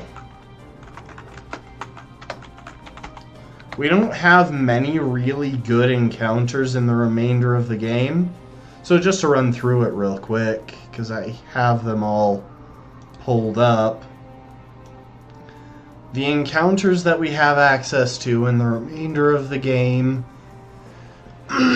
in the order that we can get them, I believe, are either Surskit or Skorupi in the Safari Zone. Between those two, Surskit is definitely the better option because Masquerain at least gives some Intimidate pivoting.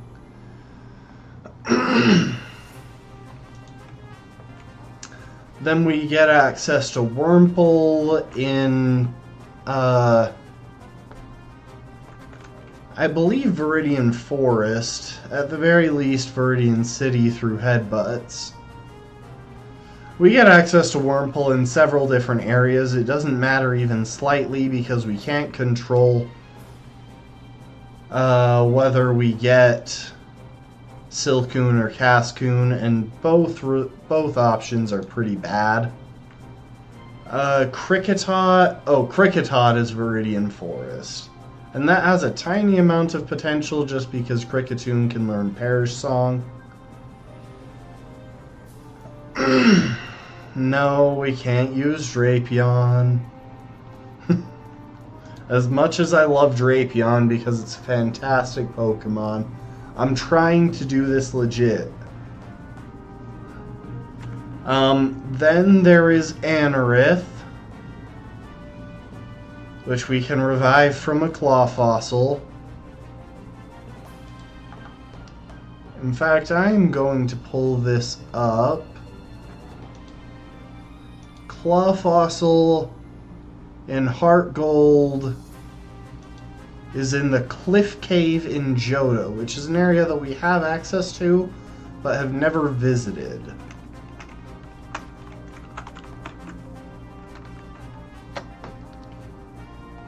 I think it might be through Rock Smashing.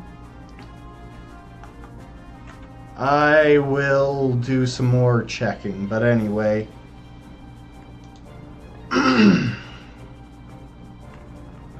And then the last one that we get access... Oh, sorry. Then we get access to Combee. We have a few locations, so we should at the very least be able to guarantee a female Combee for Vespiquen. And then we get our second potentially useful Pokemon, like genuinely useful Pokemon in this, right before Mount Silver. Burmy. If we get a female Burmy, it is useful. If we get a male Burmy, it is trash, and I probably won't even bother catching it. So yeah, that's our situation. We have 6 new encounters, 2 of which are genuinely useful. Yeah, see you later, Bruce. So yeah, I'll figure stuff out, and we'll be back with more of the Nuzlocke tomorrow. Thanks everyone for hanging out. That was definitely... that was definitely an edge-of-your-seat fight there, and I look forward to avoiding a lot of those until we get back to, until we get to Blaine and Blue and Red. This is going to be fun. So thanks everyone for watching and for chatting and lurking. I appreciate y'all. Remember to check out the emotes. There are some fun ones in there. I appreciate y'all, and I hope to see you next time. Later, folks.